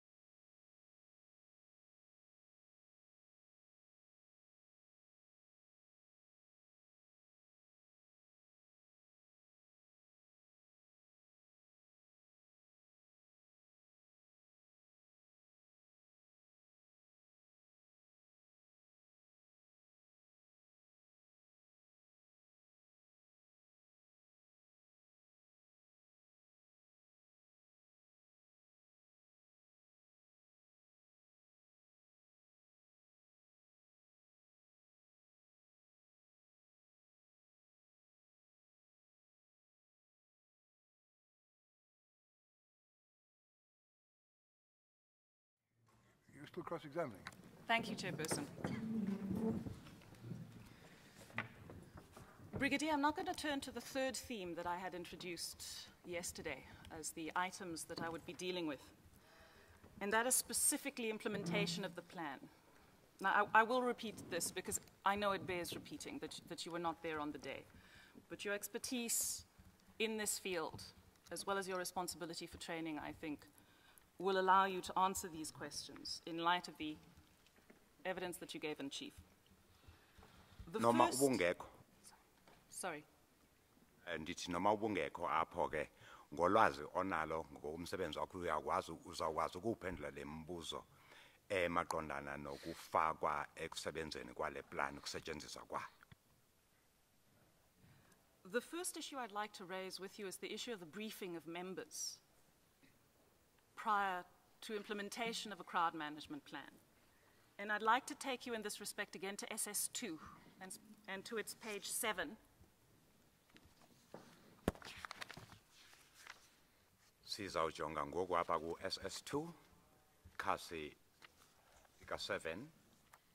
And if one has regards to item 10 sub 1, first of all, it obviously confirms that members must be properly briefed before they are deployed to perform crowd management duties. You see that? I see it. Isitsho apha kokuba aba bamapolisa akhona apho kufanele axelelwe kakuhle kokuba kuyokwenzeka ntoni apho kanjani phambi kokuba uqale umsebenzi. And I understand that to mean each individual member and not just those in command. Apha ke kuthetha ngomuntu ngamnye kuba wonke umuntu apho kufanele azi kungasinje isihlele sonke samapolisa. That's correct. Every report must have proper briefing. Ewe mthetho omnye nomnye kufanele azi ukuba kwenzeka ntoni. And further, if one looks at 10 sub 2 sub C, one of the directives is that the operational commander must instruct all commanders or section leaders to furnish detailed written plans on their specific tasks. Do you see that? Kubhalwe apha kokuba omnye nomnye ucommander kufanele abhale phansi imiyalelo ayinikeze kubantu bakhe esiya ku-commander ophethe, operational commander. I see that. Ndiyayibona loo nto. Now, to date, we have not had the privilege of seeing such written instructions, and we certainly hope that we will see them in evidence. Ude kube namhlanje ke asikaboni imibhalo enjengaleyo. Sinethemba ke lokuba izawuvezwa leyo nto kubungqina obulandelayo. But as regards the briefing of individual members, I would like to take you to, if I may, in the IPID documents, and I'm hoping that Ms. Pillay will be in a position to assist me. I'm referring specifically to item A497, which is paginated 2236 in the IPID file. It's going to be an exhibit. I'm not sure at this stage if it is in evidence. I suppose it would have to It's going to be an be. exhibit if it isn't, but I take it if you're going to refer to it, then it'll have to get an exhibit number if it hasn't got one already. But perhaps Ms. Pillay, with her customary efficiency, can tell us whether it is an exhibit already. Is it? Chair, it hasn't been marked as an exhibit, so it would be WW5. Thank you. How does one describe it? Lincwadi athetha ngayo ke ilizayo I've just izawuba handed my documents up, WW5. so Let's tell us. How do we describe this document? It is a statement by Warrant Officer Makola, M-A-K-O-L-A. Apha ke sithetha ngestatement esibhalwe ngu-warrant officer Makola njengoba elibiza nje ukuba libhalwa kanjani elo gama. I cannot ascertain its exact date from it, but hopefully I'll be able to do so shortly, Chairperson. If I may refer you to paragraph 3, Brigadier. I haven't received it. Sorry, Brigadier. It's dated the 24th of August 2012, as far as I can see. If one reads the Commissioner of Oath certificate in the middle of page 2. Paragraph 3.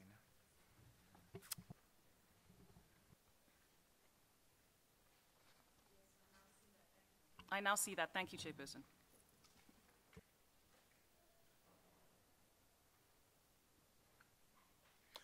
I got it, yes. Got it. I'm glad to hear that, Brigadier. I refer, as I mentioned, to the first sentence of paragraph 3.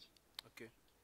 That is where it is stated, our commander and Nyala driver were called for briefing by Brigadier Kalitz. Do you see that? I see that. Kubhalwe apha okokuba ukhomanda wabo nowaye ngudriver wenyala Sorry, babizwa Chairperson, sorry. baya kwi-briefing. I'm sorry to interrupt my learned colleague. I just missed the reference in the IPIT file of this statement.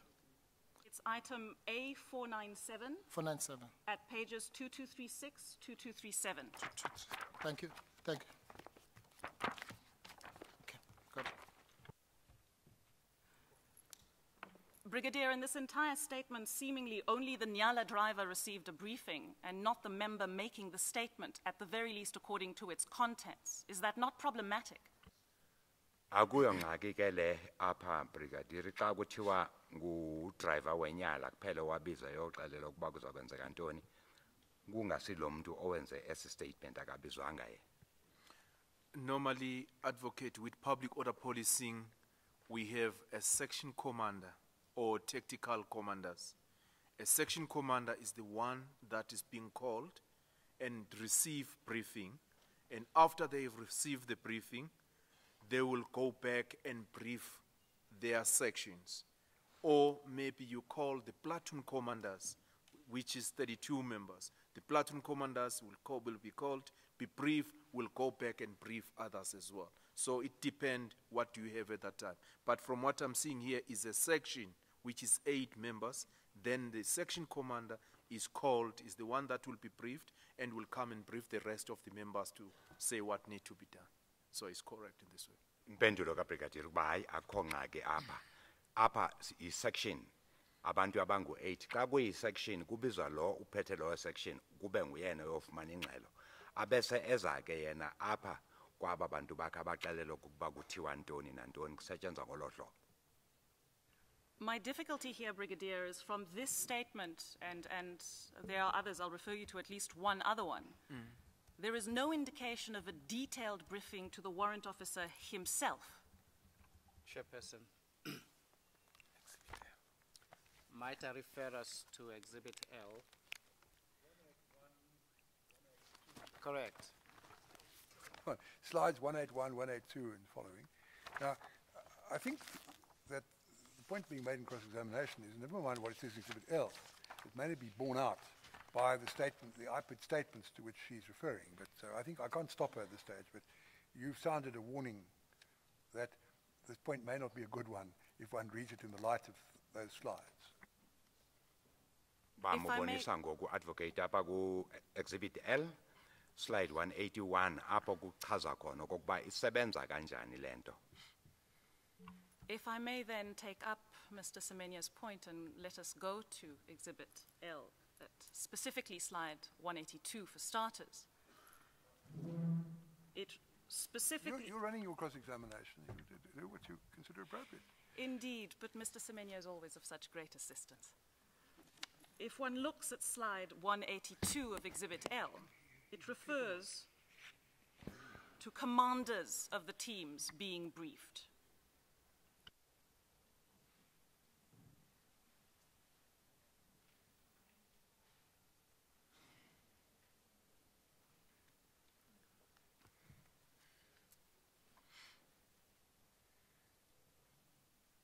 And it refers to them having briefed their officers.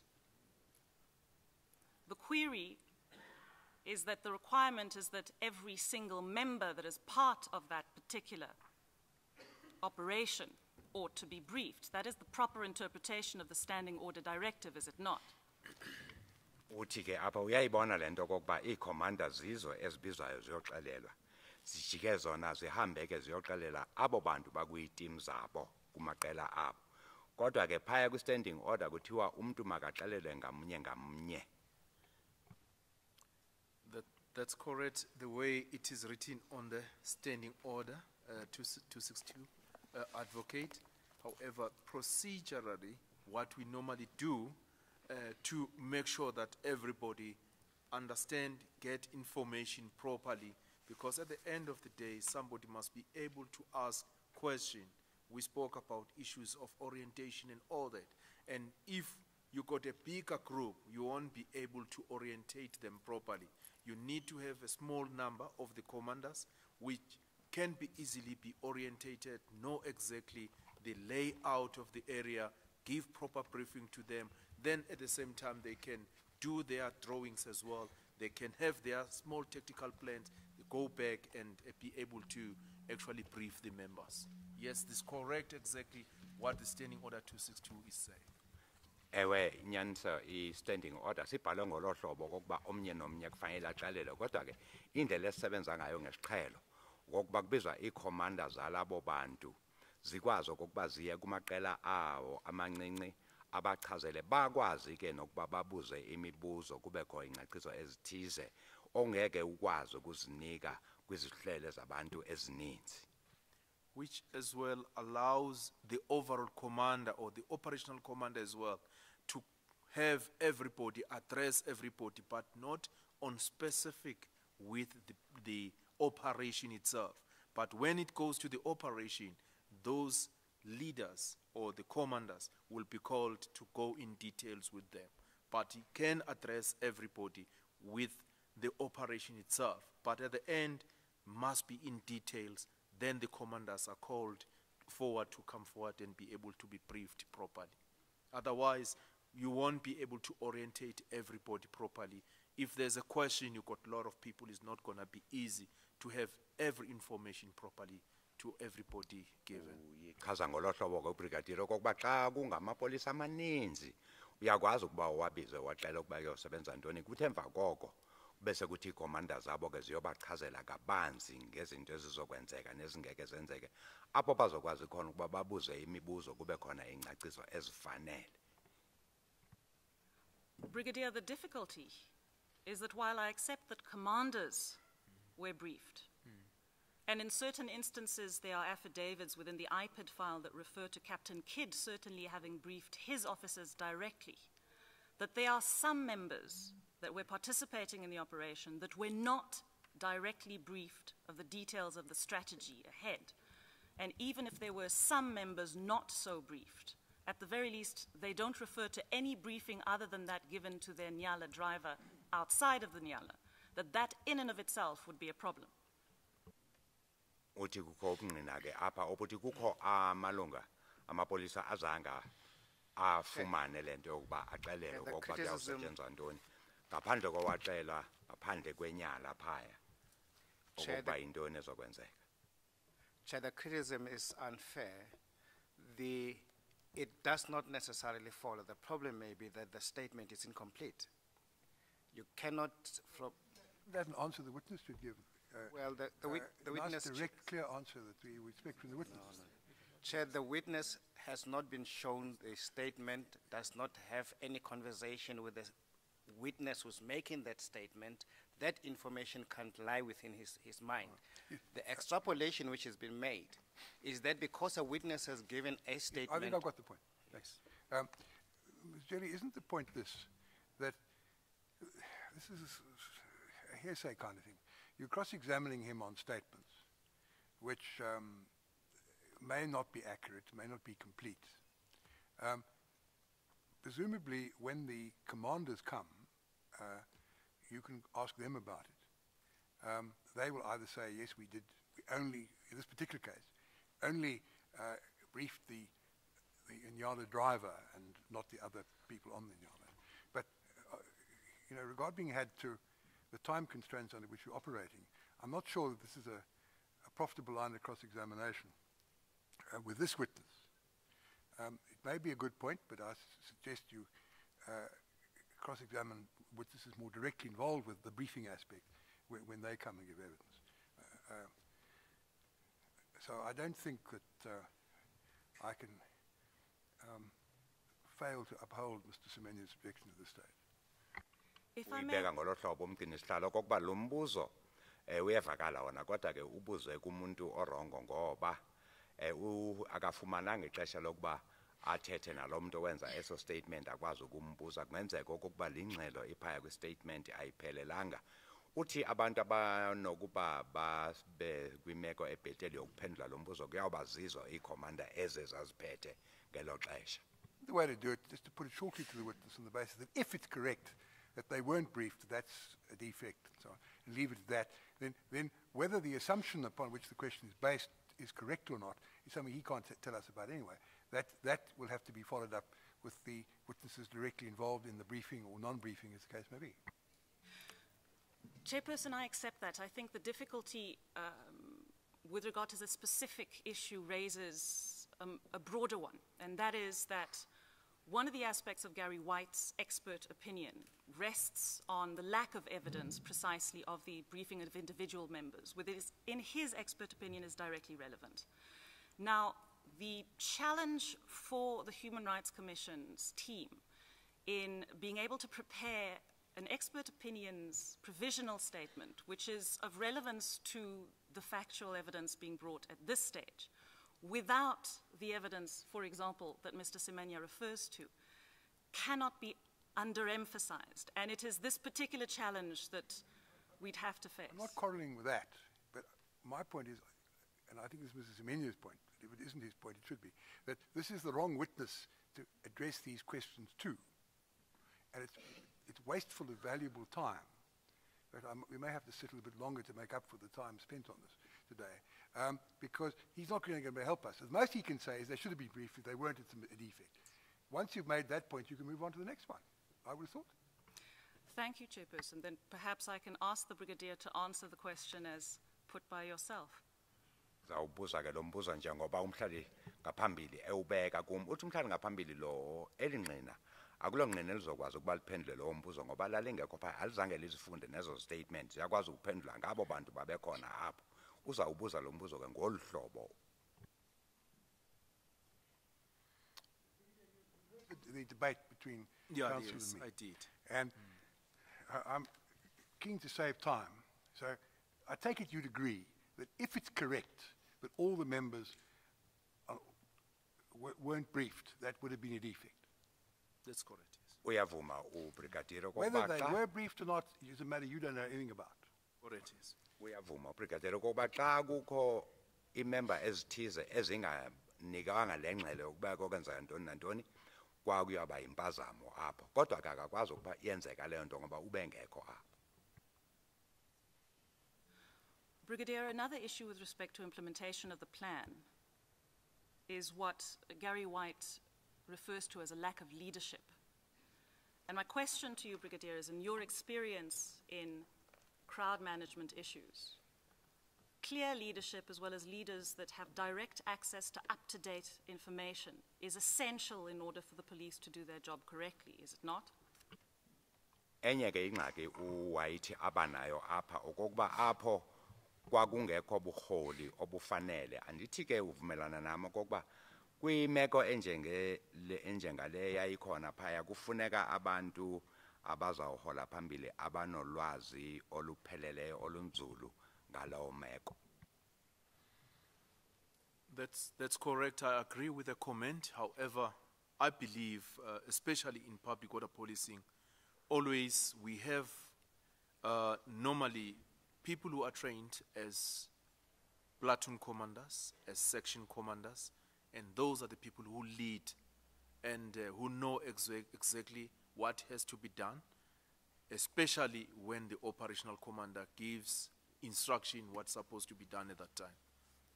Ndivumelana nawe apho kodwa ngaphandle kokuthi nditsho kokuba apha kwi-POP abantu abaye babekwe abo babezi leaders ngabantu abanamava gqitha ngabantu abawuqeqeshele lo umsebenzi abaziyo okokuba kufanele kwenzeke ntoni ngeliphi neliphi ixesha. The issue, Brigadier, is that as a consequence, the operational commander needs to be in a position to know how events are unfolding in order to be able to make the order you have just mentioned. Does he or she not? Andithi kudinga apha kuba operational commander le ibe nolwazi lokuba kwenzeka ntoni ude ikwazi ukunikeza imiyalelo ngamaxesha ahlukile. It's correct. Ewe kunjani. Being in a helicopter without radio communication may in fact have been a bad decision of someone in that position, in your opinion? Ngokubona kwakho ke ukuba phaya phezulu kwehelicopter ungenaqhagamshelana nabantu abaphansi ngeradio impazamo lo. Chair, again, the evidence even of General Mpembe will be that he had a radio in the helicopter. Uthi umhlekazi uSiminya hayi ayinjalongo lento. uGeneral Mpembe xa ephaya kwehelicopter wayeyiphethe iradio apha kuye. I suggest you look at the foot of page 40 and the top of page 41 before you persist with this objection.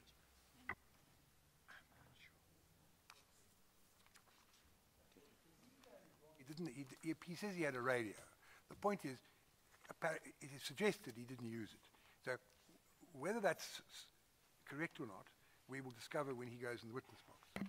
But in the meanwhile, I suggest that she reformulates, Advocate Njeli reformulates the question based upon what is at the foot of page 40, at the top of page 41, and then again on the assumption that it's correct, get a short answer from the witness, and then move on to the next point.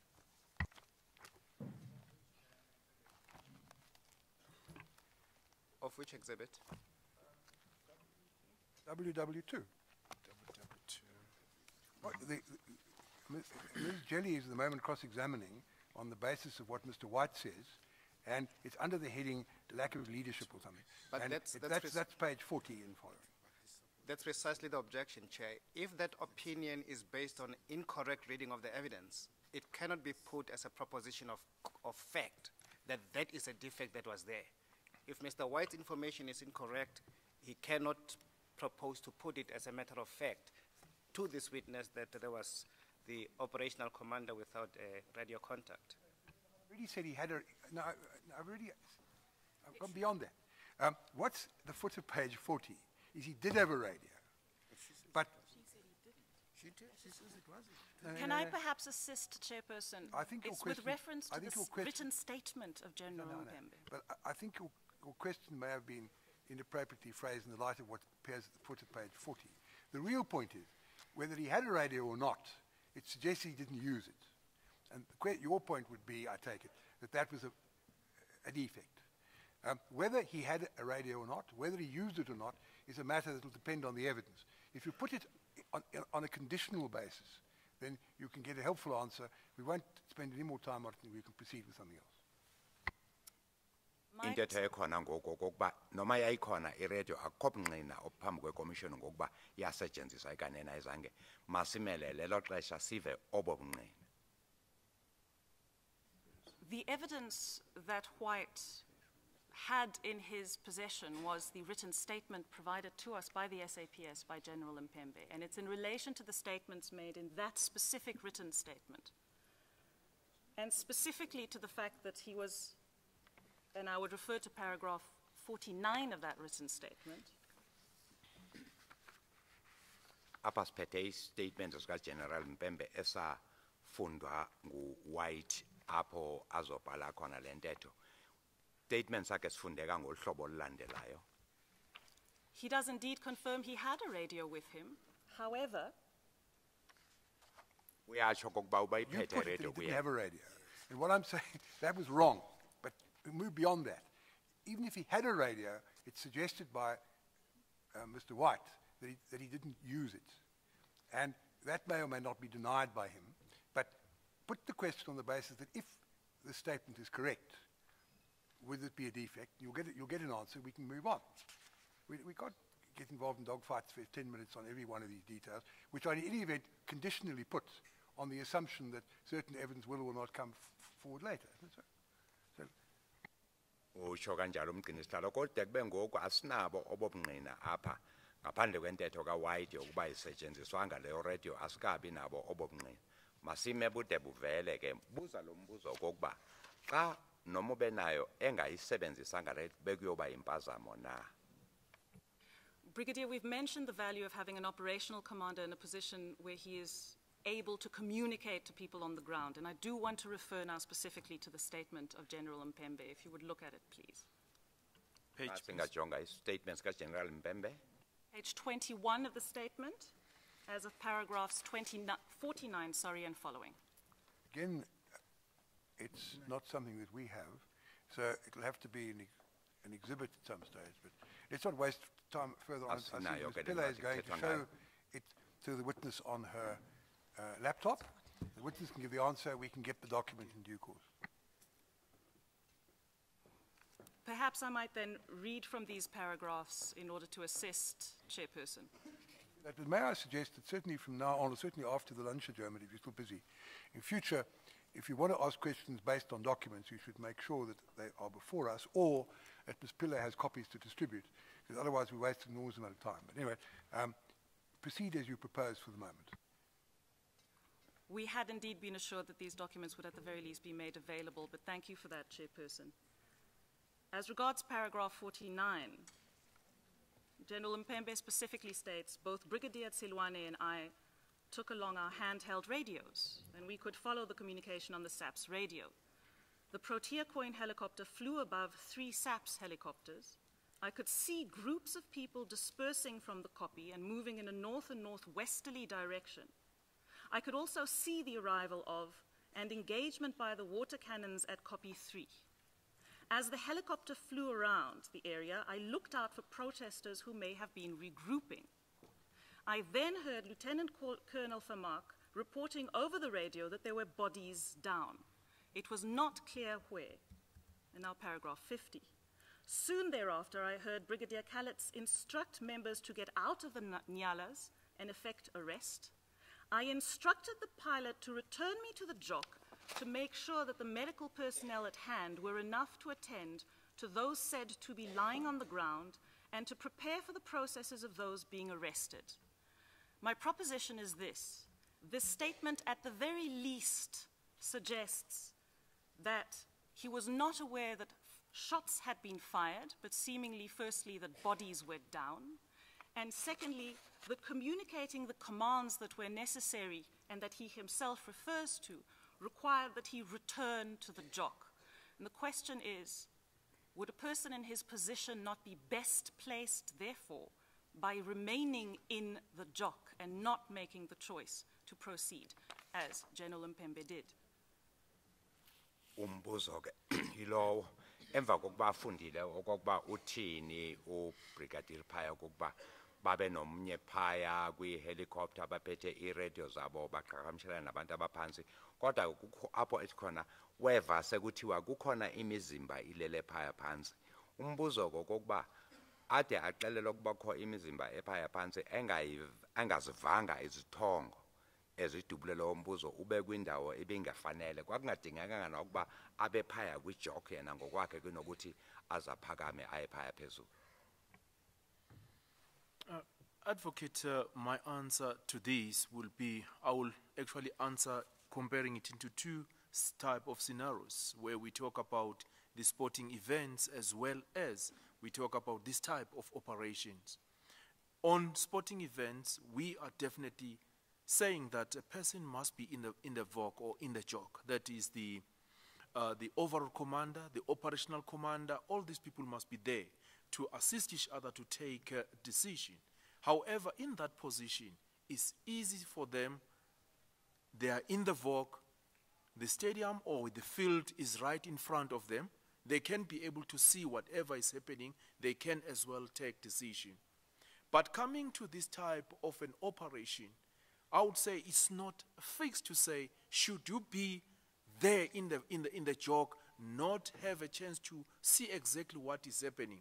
However, it's important to have communication, of which at the moment I cannot say whether General Mpembe could at that time be able to hear or to see what was happening. But if he got communication, he can be able to hear what is said, because if a person give information to the jog that somebody has been injured or what position, he can hear from his radio at the same time. That means it can be communicated to everybody. So I'm not sure what had happened in this position, hence I was not there.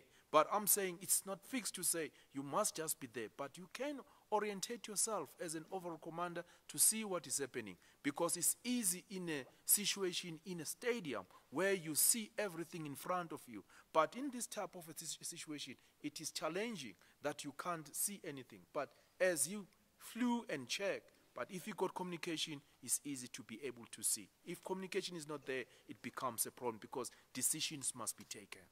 uyibeka ngolhlobo ke ubrigadier okokuba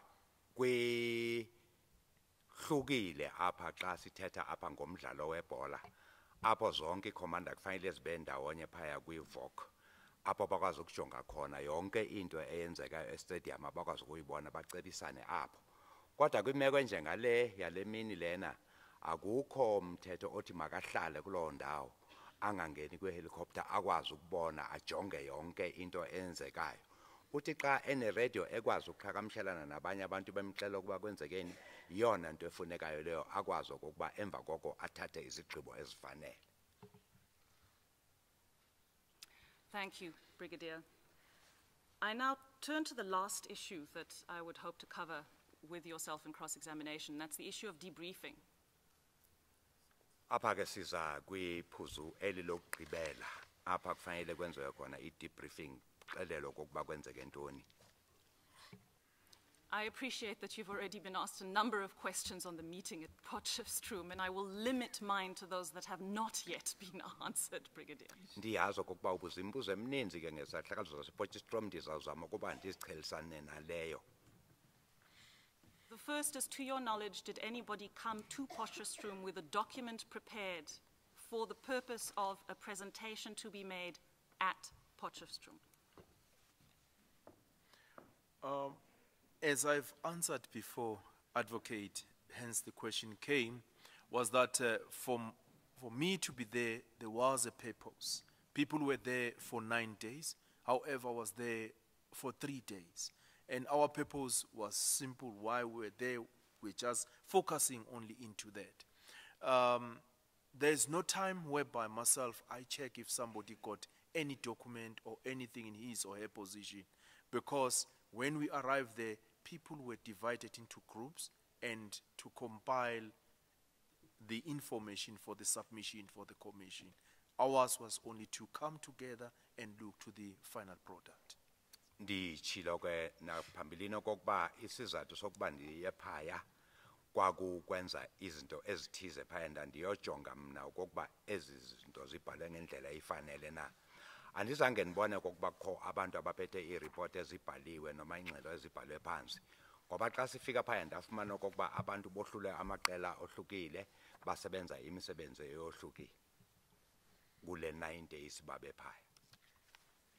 You've mentioned these groups before. Is there any chance, Brigadier, that you recall how the groups were separated? Was it by theme, perhaps, or by specialization? Do you remember the distinction made for each group and perhaps the number of those groups?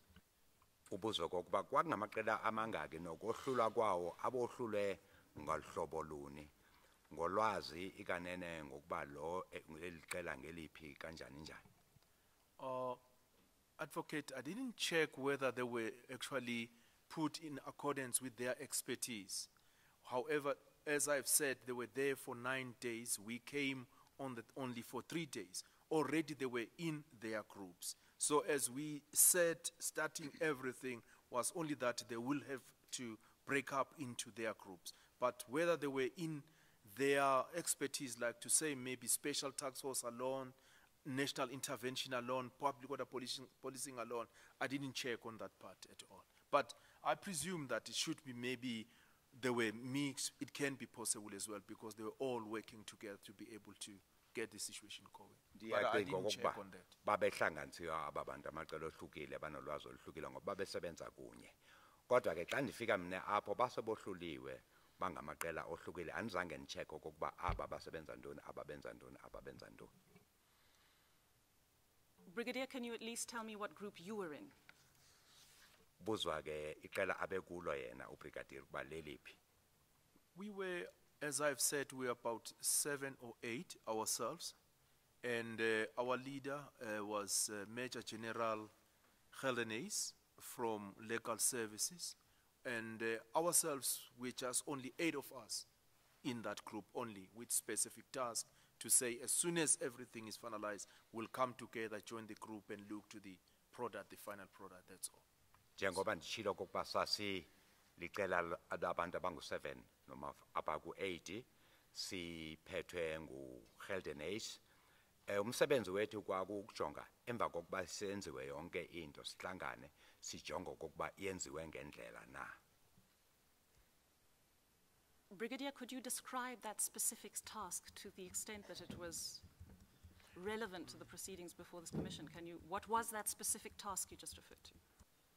Yeah, our task was to look to issues of policies, especially we look as well to national instruction, to standing orders, and to see everything is in place properly with the document itself that need to be submitted for the commission. As I've said from the beginning as well, was that we were there sitting together with the group after everything has been finalized.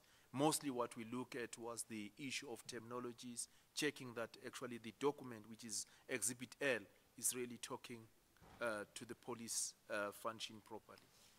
Umsebenzi wasasibe nikeze wona ke thine ukuya phaya siyojonga okokuba kuye kwalandelwa na imigaqo kwalandela imithetho yenkambiso nokuba sijonge okokuba lento isibhaliwe phaya ibekwe ngamazwi nangentetho efanele na phansi komsebenzi wesipolisa. Brigadier, if I could refer you now to paragraph 6 of your original statement, SS1.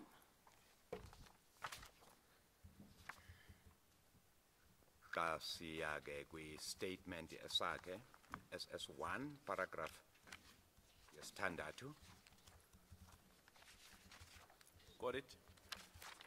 This paragraph indicates that you, at the time, would be responsible for supervising and monitoring the training to ensure not only that policies and standards are being implemented and followed, but also to compile a report with recommendations, I presume where shortcomings had been observed. That's correct. Eitsho okokuba yena ke kwakungumuntu wayojonga phaya okokuba yonke into ephathelene noqeqesho isebenza ngendlela. As you indicated to us yesterday, your choices with regard to any further action after shortcomings have been reported depend to a great deal upon the instructions you receive. Is that not correct? Andithi uthe wena ke usebenza nge-instruction ozawunikwa zona emva kokuba seyenzekile lento. Advocate, there I was referring where we were talking about the ministry policy that their division HRD, Human Resource Development, they are actually the people who can come up with the instruction to say what need to be done. And when there is a need, an invitation given to us as well, we'll participate. However, I can initiate, but they are the people who can actually come forward and say, no, this can be done or not be done. Ndibeke ngolu hlobo okokuba ndinako okokuba ndiveze mna imibono ethize kodwa ke ngokwesiqhelo nangenkambiso aba bakwa-HRD ngabo ababona bayijonge lento xa kwenzele into ethize beze ke kumba masisebenze ngolu hlobo ngoba sekuvele lento sijike noma siguqule ngolu hlobo. In the process of supervising and monitoring the training to make sure that policies and standards are being implemented and followed, you mentioned during your examination in chief that this includes compiling reports and recommendations as a result of events. I believe you made reference to Ellis Park, for example. That's correct, yes. Andithi uthe omnye umsebenzi wakho okokuba xa usuyijongile lento ke kukunikeza ingcebiso kokuba ucebisa uma kwenzeke ntoni njengale sahlakalo sase-Ellis Park. Ewe kunjalo. And such processes internal to the SAPS are part of the practice and in the long term viewed as, from your opinion, beneficial to the SAPS, are they not? Andithi uyatsho kokuba izinto ezinjengezo ke ziye zibe uncedo emva kwexesha apha kusebe lezamapolisa. That's correct. Ewe kunjalo. To your knowledge, have any debriefings, as one would call them, or analyses of events ever informed amended training formats or been incorporated into forms of upgraded training? Ngokwazi kwakho ke kuke kwabakho amaxesha apho nijonga khona izinto ezithize eziye zenzeka kwabakho uguquko kwindlela eniqeqesha ngayo abantu kokuba nize lube bhetele? It really happened most of the time. If something happened, if I may make an example, we have once a situation at GP's town where police officials were killed. And we came up with a change, and we came up with a document. We call it TST, which is tactical training for the members, to say what type of training we can give to those members. Definitely it assists a lot, because there what we do, members will go and definitely find out how actually the incident happened. And out of that, we can come up with a plan to say how members can be trained to avoid the situation to happen again. Kumatyela amaninzi ke yenzeka le nto, ndiza kunikeza isiboniso sehlakalo sapha eJeppes Town apho kwasweleka khona amapolisa. Xa sijonga le nto siyiphonononga sajika ke ukuba mabatreyinwe ngale ndlela le ukuze isehlakalo esinjengesiya singaphinde senzeke emapoliseni. And indeed, this process being followed by SAPS internally would be beneficial in the long term, regardless of the conclusions and/or additional conclusions that a commission such as this one might come to, would it not? Andithi izinto ezinjengezo zizawuba luncedo ke kwingxelo eziza kuthi emva kwexesha zibhalwe icebise ngazo le commission enjengale. Normally, the most of the issues I'm actually talking about is whereby the commission is not going to be involved. That's where we come up with our own recommendation, and we can move forward and come up with some program and make sure that we train members, we make some changes. But at the same time, if it comes from the side of the commission, we can consolidate as well the recommendations by the commission and come up with a program. That's why I made an example with Ellis Park as well, that it contributed a lot into that, and we managed to come up with a better change. Ewe njengoba usitsho nje kodwa ke ezinthetha ngazo zezenzeka xa kungekho commission etshunjwe kokuba iphande. Xa i-commission enjengalena iphandile ke njengale yase Ellis Park isinikeza ingcebiso ezithize siye sizisebenzise zibe luncedo kumapolisa. I suppose as a precursor for such a process, the SAPS would have to appreciate at the outset, as indicated in paragraph 57 of my colleague Mr. Semenya's opening statement, that if needs be, changes need to be made. That acknowledgement and that appreciation at the outset would need to be there. Otherwise, why consider make any changes at all? Would you accept that? Mandithi ke kuyawudingeka apho kokuba njengoba eyibekile uMhlekazi uSimenyo kuba xa kukho isidingo kuzawubakho izinguquko ezithize, kodwa ke kufanele kokuba bayivume loo nto kokuba hayi apha kuye kwabakho ukuphanza ngoba ucebiswa ngolu hlobo masisebenze ngolo hlobo. Of course, really, I do agree that there will be changes after this commission. With the recommendation, we will definitely have to come up with some sort of changes in our programs and everything. Obviously, the recommendation by the commission will be very much of a great assistance. Ndivumelana nawo apho emva kokuba i-commission lena iseyenza ke ingxelo yayo yacebisa siza kuzilandela ezo zicebiso ze-commission zizawuba luncedo olukhulu. Before I ask you my next question, I would like to ask Ms. Pillay to assist. We had indicated yesterday that we wish to have a specific video shown, and I'm hoping that she was in a position to cue it. Mr. Dosres is ready with the video. Ndiyendacela kokuba kubekho umfanekiso Sorry. ozawuboniswa uthi uMiss Pillay sebawulungisile phaa phezulu. The video is sourced from the SAPS hard drive, and we've indicated its precise location in the list of documents that we've provided to the SAPS. Lo mfanekiso uzoboniswa apha uphuma Before we see it, kwi-video yamapolisa. what does it show broadly? What is it supposed to indicate? It is a speech by the commissioner, the national commissioner, I see. chairperson. On what date?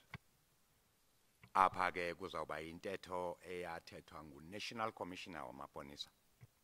I'm not sure of the date, but it is certainly post the event. It is at a memorial for individuals who were sadly killed during the proceedings. Thank you. Esi sehlakalo senzeka le ntetho yenzeka emva kwesehlakalo esi saseMarikana xa kukho imemorial eyayibanjiwe apho.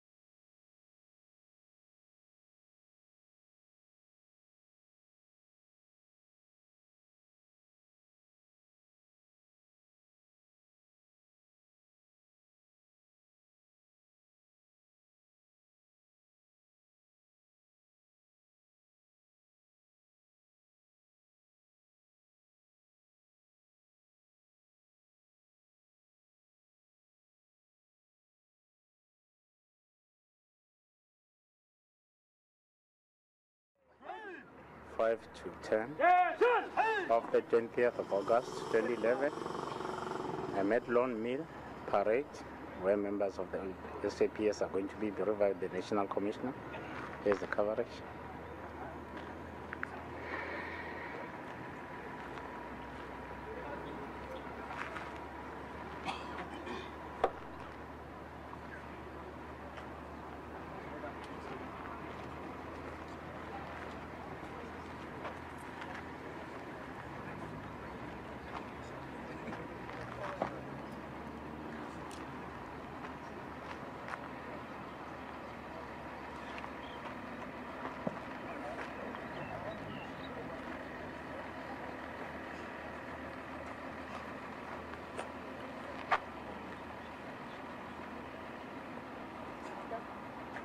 Alright! Salute to the front! Salute! Down. 2, 3, 1. Stand at ease!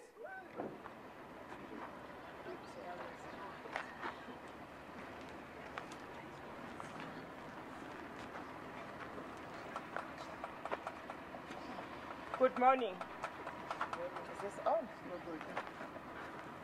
It's not okay.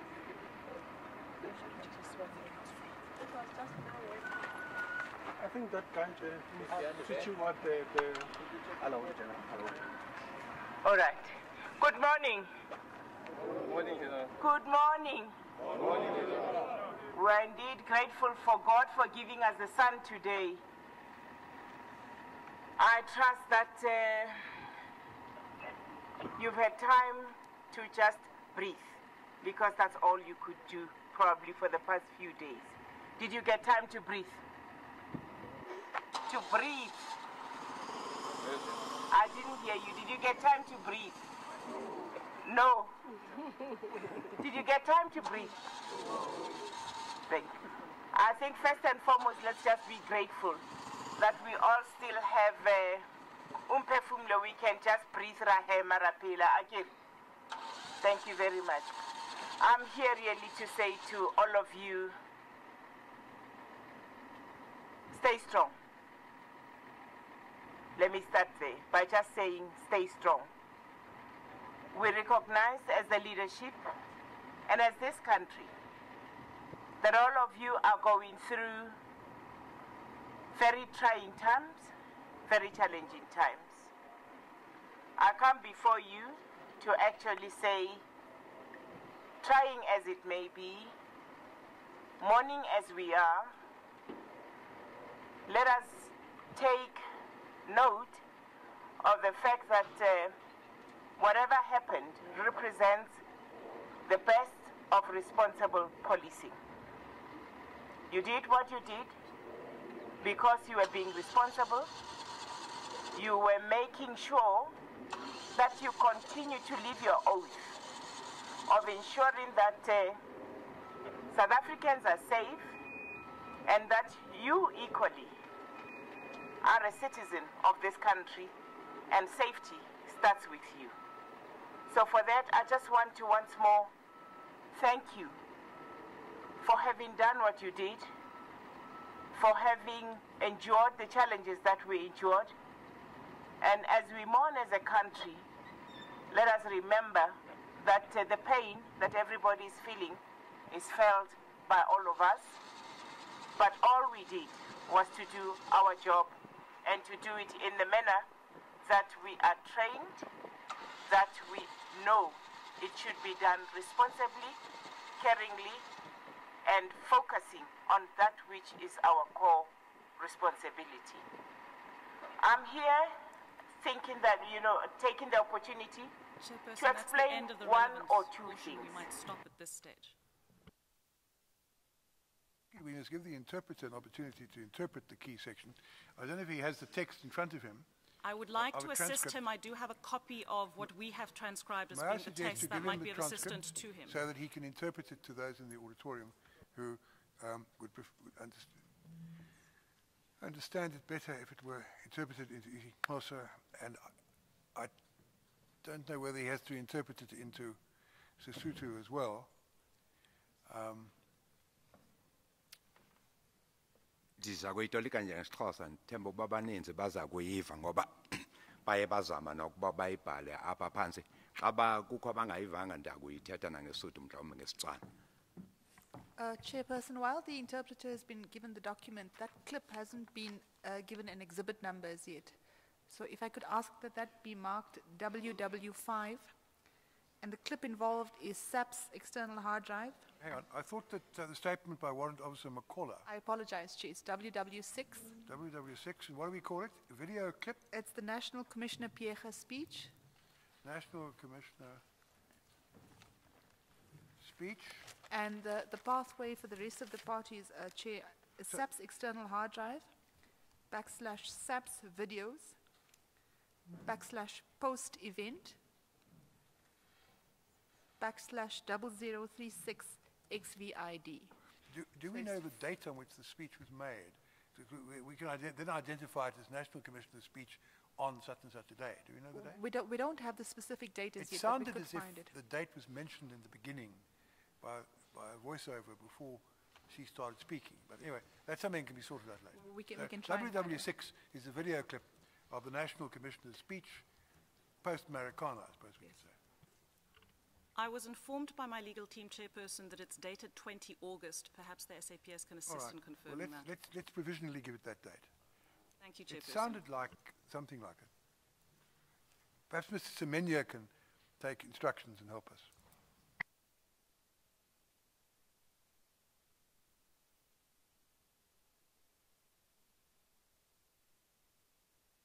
We must give this to your transcript to the transcribers. They've already, I take it, they've already recorded the soundtrack of this video, but still it'll have to be on the transcript of the proceedings, what was said in the speech. Fortunately, the transcript that was prepared for us is an electronic copy, so we'd be in a position to send it through to the evidence leaders for that purpose.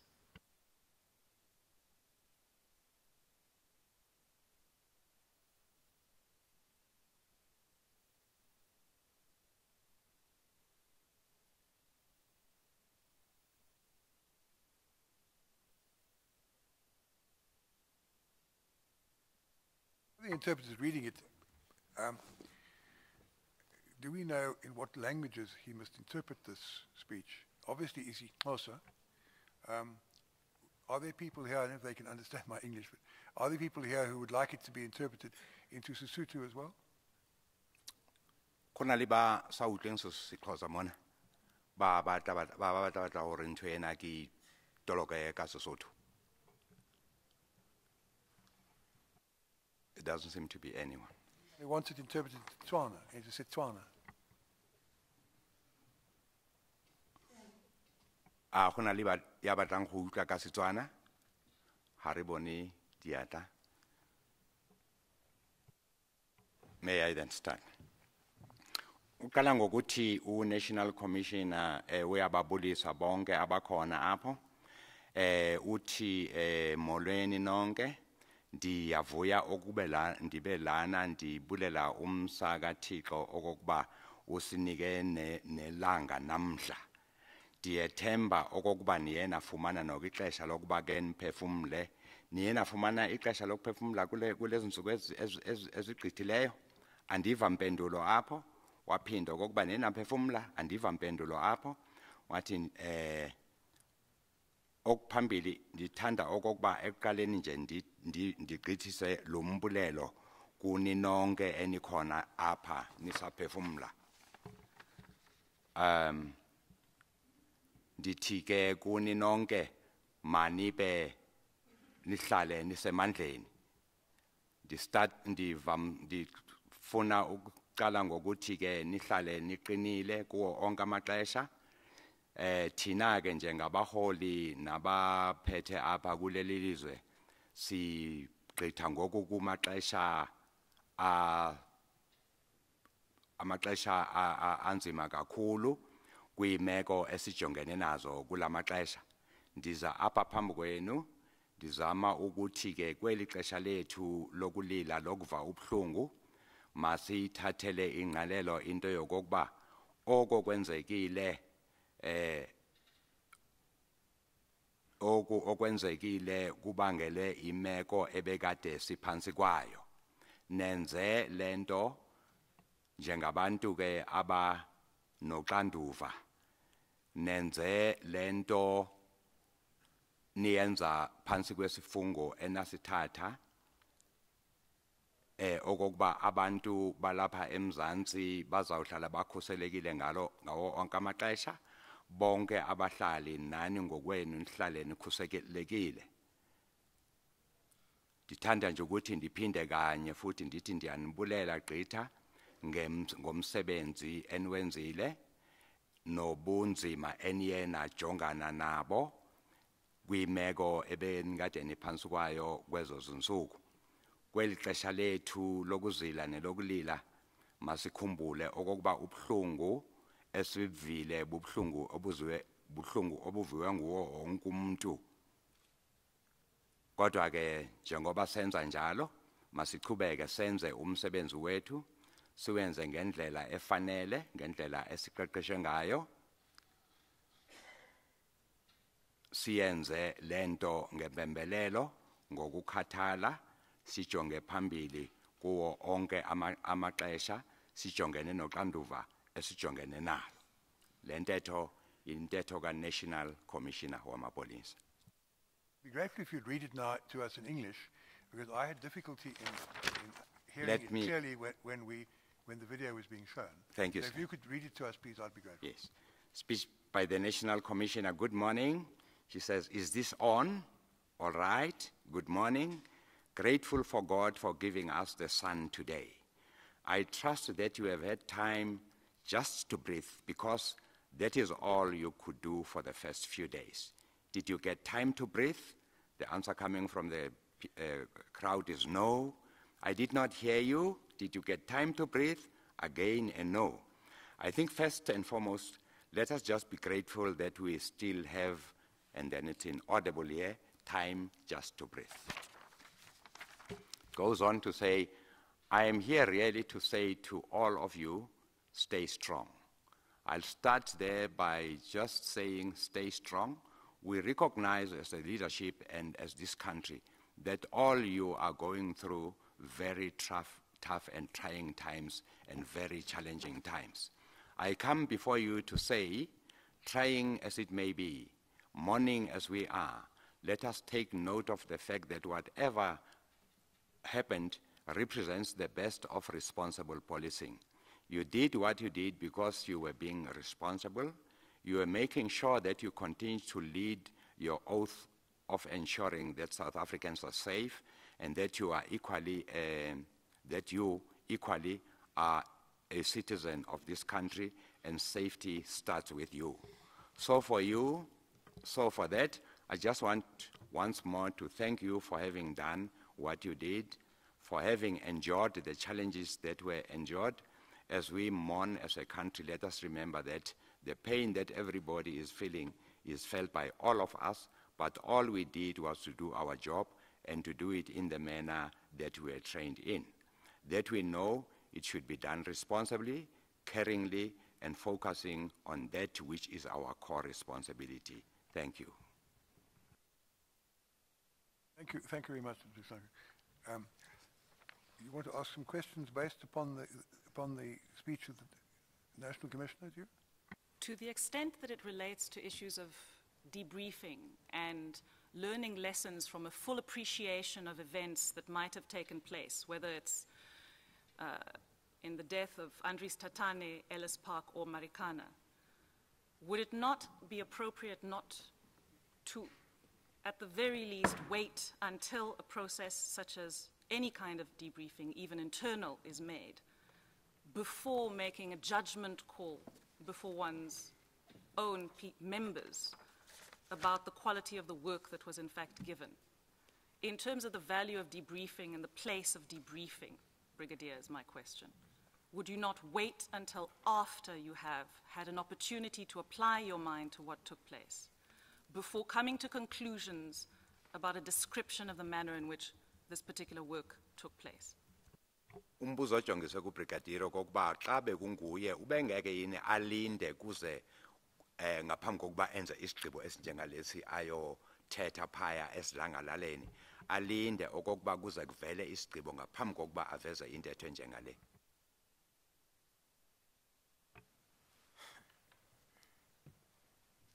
Advocate, I want to indicate that really, as much as I can have my own feeling in how it should be done, but I would like to request that I don't comment on this, please. I think, Jerry, I was going to ask you the same question.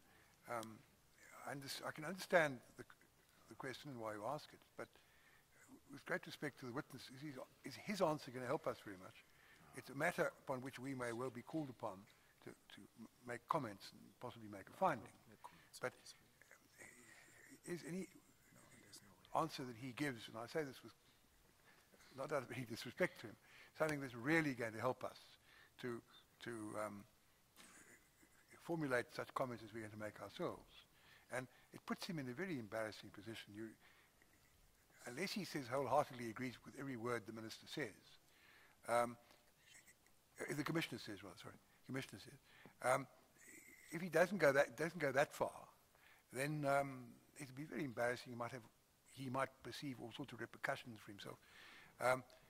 I wonder whether it's a question that you really wish to persist in, wish to press as far as the witness is concerned. But whatever he says, I'm getting it wrong, in relation to what the commissioner said, whatever he says, is it going to help us to say what we will have to say in due course about that speech? Umbuzo obuzwa That's a which can be dealt with in argument by the parties, but is it a matter really for evidence from a witness? Anyway, is it a matter which his expertise, which justifies him to give opinion evidence, really covers? Umbuzo bokade ubuzwa ngumgcini sihlalo apha emva kwempendulo enikezwe ngubrigadier ebuzwa ngalento njengoba niyivile uthi akabona okokuba nguye ongakwazi ukuphendula lonto ubrigadier. Nomgcini sihlalo ke uvumelana nayo kokuba iza kusinceda ngantoni impendulo eyawuvela apha kubrigadier njengomuntu oyingcali kwezoqeqesho lamapolisa okokuba abone atsho okokuba ucinga ntoni ngento ethethwe ngukomishina wamapolisa. Take it the commissioner herself is going to give evidence. She may have to give evidence, even if Mr. Semenya decides not to call her. And then the question can be asked of her.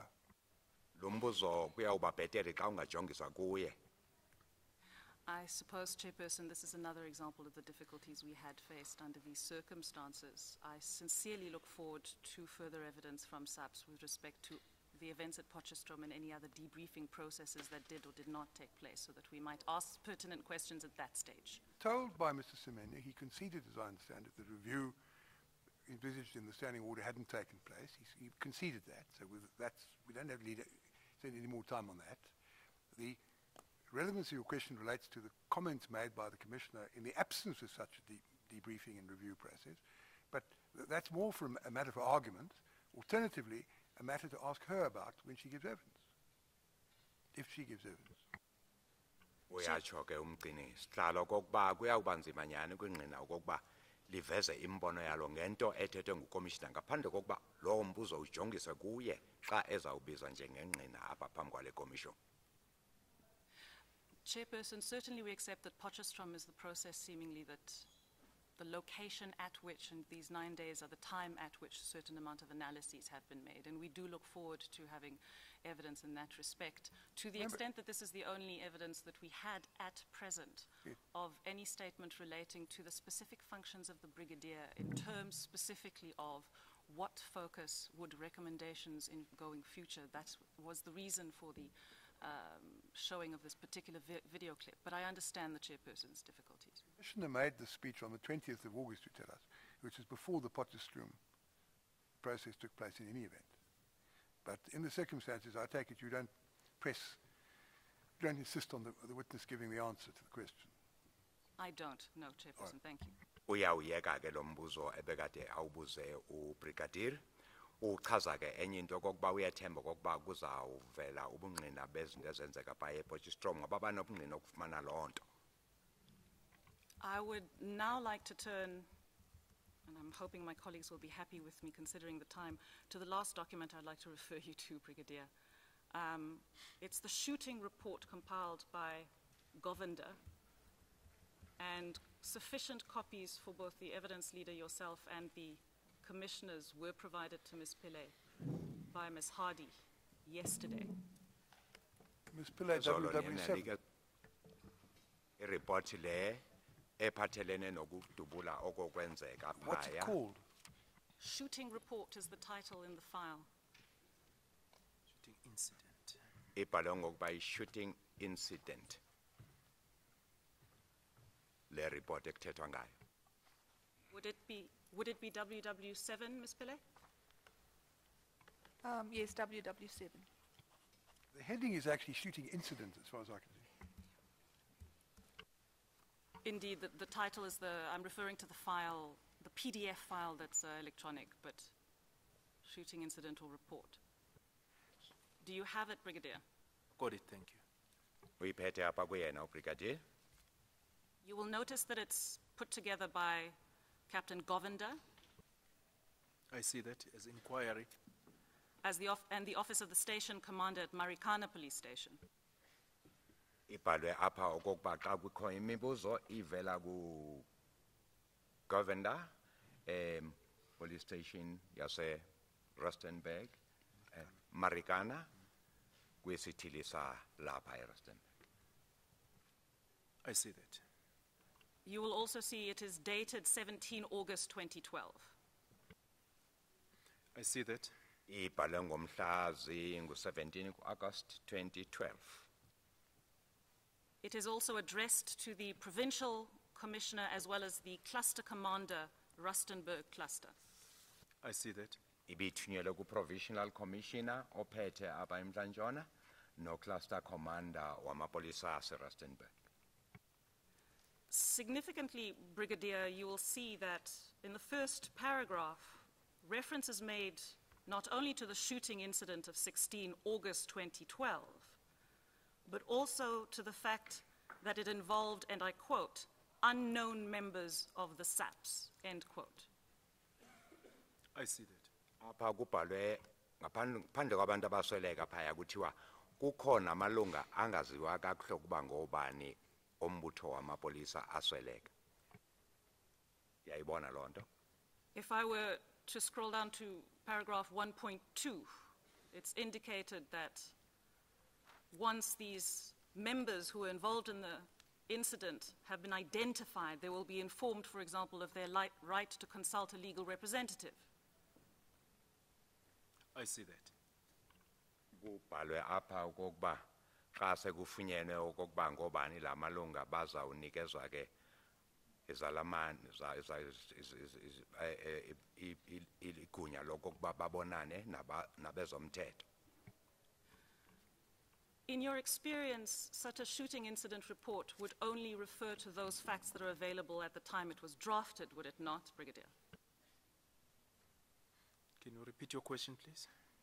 Captain Govinder would only write anything in this report that he knows and has been established at that time, would he not?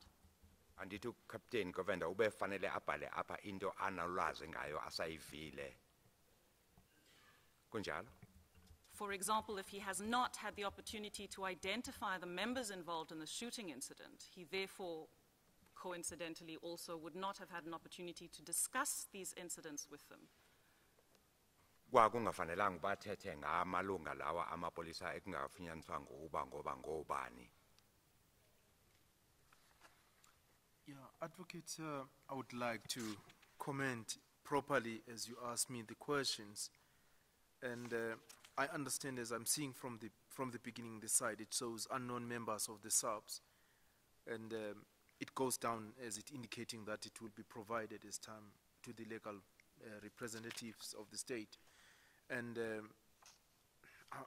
I'm having a problem to say, really, maybe if I can have a chance to read everything, I can be able to understand what was this thing all about. Here we talk about Marikana, now we are at a police station. This matter that brought us here, it is a provincial issue which ended becoming a national issue. So for me really to have comment to a station issue now, because it started in a cluster, it has moved to a provincial, moved to a national. Now I've got this statement now, I must comment in this way. It gives me a problem, really. I don't understand how we end up in this position, I'm not sure. So I can't comment properly into this document.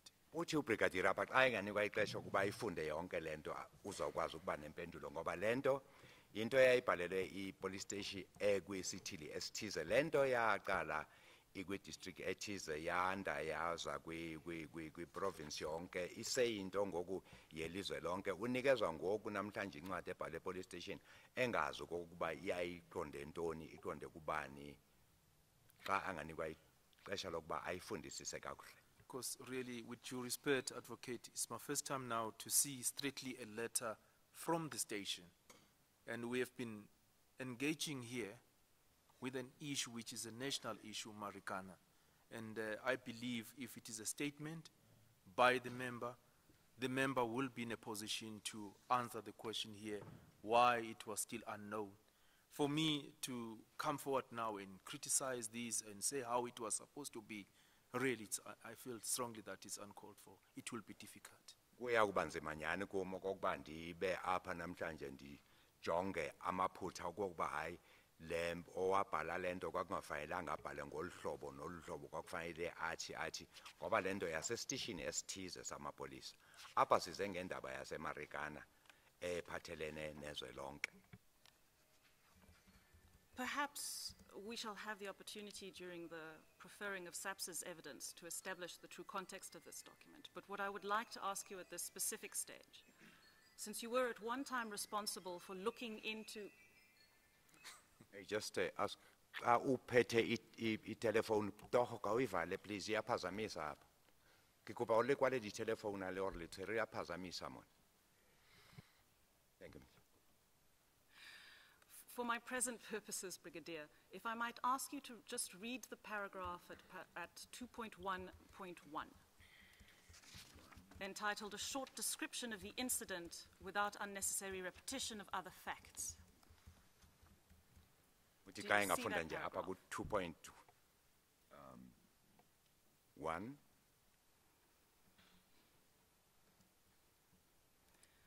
It is a paragraph that reads, on Thursday, 2012-08-16, from approximately 7, there was a mass gathering of striking Lonmin employees at a copy at Middle Kraal, Nyankaneng village, Wondokop. The group was armed with dangerous weapons and firearms. The group was identified to be violent and in the past few days have murdered, assaulted, and brutally attacked several other persons. They were given a warning to hand over all weapons and to disperse from the area they were gathered at. At 15:45, the police officials took action to disperse the mob. The mob charged the police officials with firearms and dangerous weapons. The police officials acted in self-defense. In the process, several persons were killed and injured. You saw that paragraph, Brigadier. Yeah, I see it. Yeah. Uyifunda ngolo hlobo kokuba ngomhla zingu-16 ku-August kunyaka ka-2012 kusuka kwixesha lika-7 kusasa kwabakho izihlwele zabantu ezazistrayikile phaya abasebenza emgodini base-Lonmin kwikopi ebizwa ngokuba yi-Middle Kraal kufuphi neNkaneng village apha ngase-Wondokop. Li group ke yabantu yayixhobe ngezixhobo ezininzi nemipu. Kuthiwa li group yabantu yajonga njengabantu abanodushe kakhulu.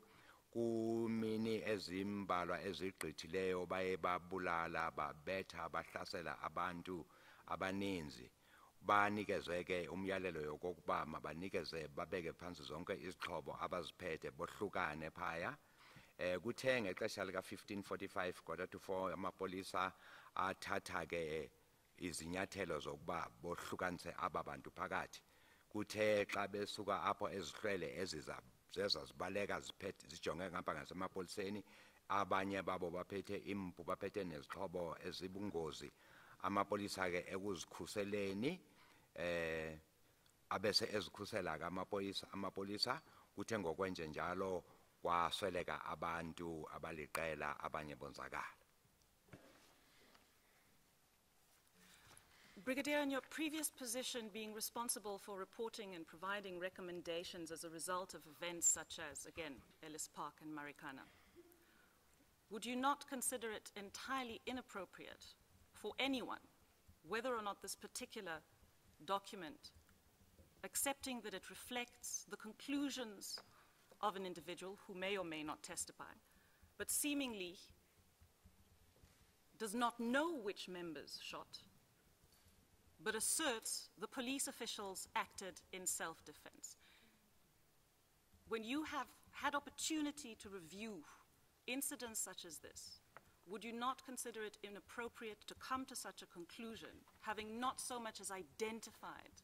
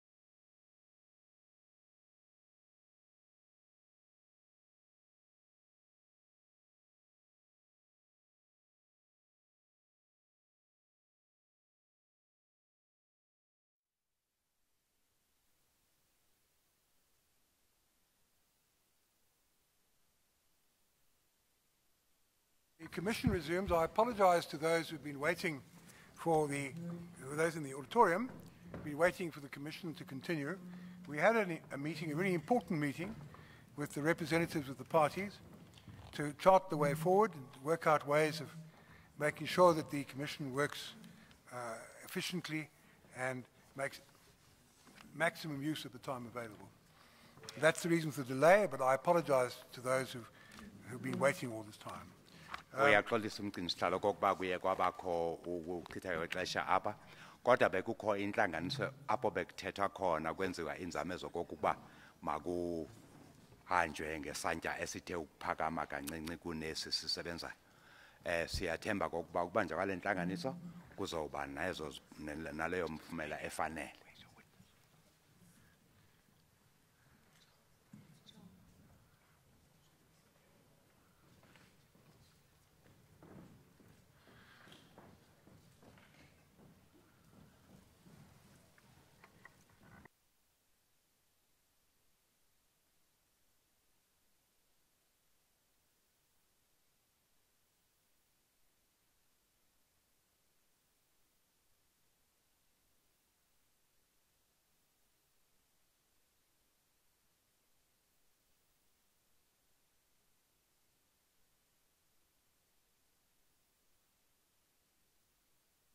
I apologize to those in the auditorium who were waiting for us to resume. We had a lengthy but very profitable meeting. You were one of those who was inconvenienced and had to wait for a long time. I apologize to you also. I remind you, you're still under oath, and you're going to continue with your cross-examination.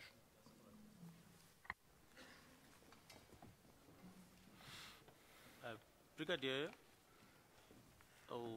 when we adjourned, your evidence, which I appreciate, is that you are not aware whether the traditional community was consulted or not, correct? Andithi utshilo kokuba awunalo ulwazi okokuba yaxelelwa na aba bahlali aba basebaphaya ekuhlaleni babaxelela ngale nto eyenzekayo. Awunalwazi ngaloo nto. Yeah, I indicated that I never have an opportunity to get that part to say whether they were actually part of the process that was taking place. Ewe andizange mbe nalo ithuba lokuba ndingene ndiphononongo kokubaxelelwa na kokuba baba yingxenye elezi ngxelo zazikhona apho. Let me just piggyback on your indication that the community must be involved.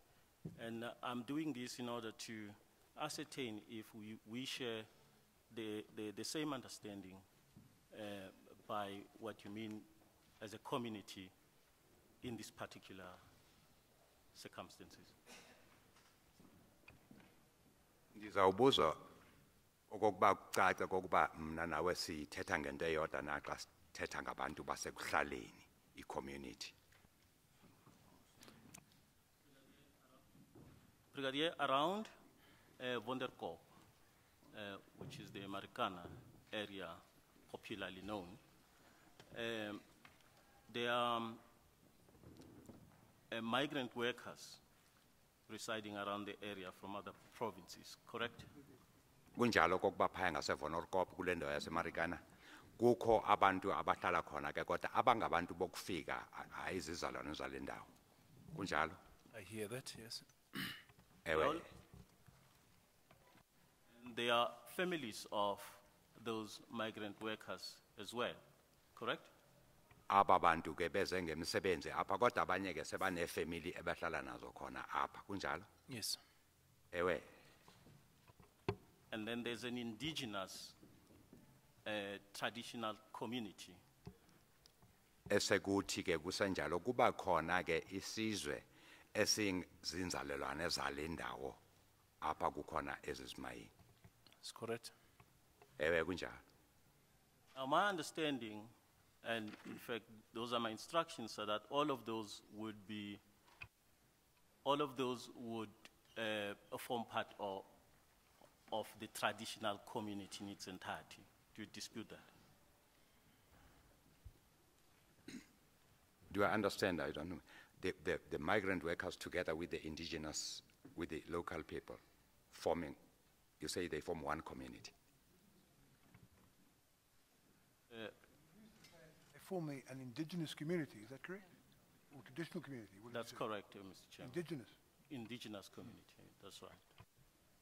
Uthi ke ababantu abafike apha beze ngemsebenzi ababasenemizi apha nalaba bazizalele nezalapho baformisha i-community eyodwa abahlali ababodwa apho.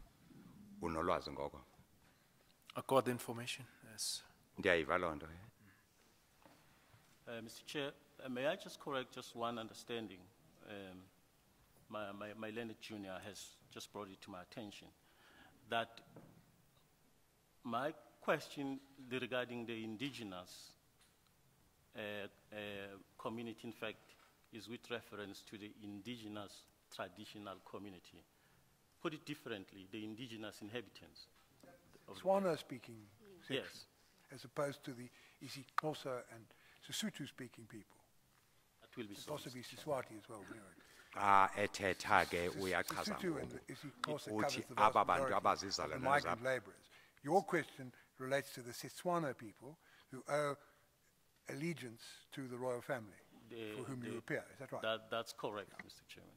uchaza kabanzi ke ngoko kokuba xa ethetha ngaba bantu ohlukanisa abahlali abathetha isitsana abazinzalelo zalapha abantu abanenkosi yabo yesitswana apha kunalaba abafike beze ngempangelo apha basebakha kule ndawo. I hear that. Ndiyayiva loo ntetho. And that would be reference to the subjects, those people who are allegiant to the Bapoba Mokhale royal family. Do you understand that?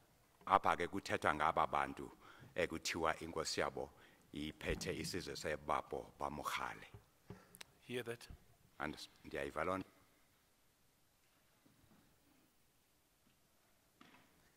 Now, I don't know if you're well aware, Brigadier, that there has in the past, now by the past I mean prior to the events ranging between the 9th and the 16th of August last year, there were in the past violent incidents that occurred around Wonderkop. Are you aware of that? Thetha ke ngexesha eligqithileyo xa ndithetha ngexesha eligqithileyo ndithetha ixesha elingaphambi komhla ka-9 ukufika kule xa kuza kwenzeka le nto ukuba ngelo xesha elingaphambilini zike zabakhona ke izixholoxholo phaya ezahambisana nodushe. Unalo ulwazi loo nto? I've been briefed that there were some other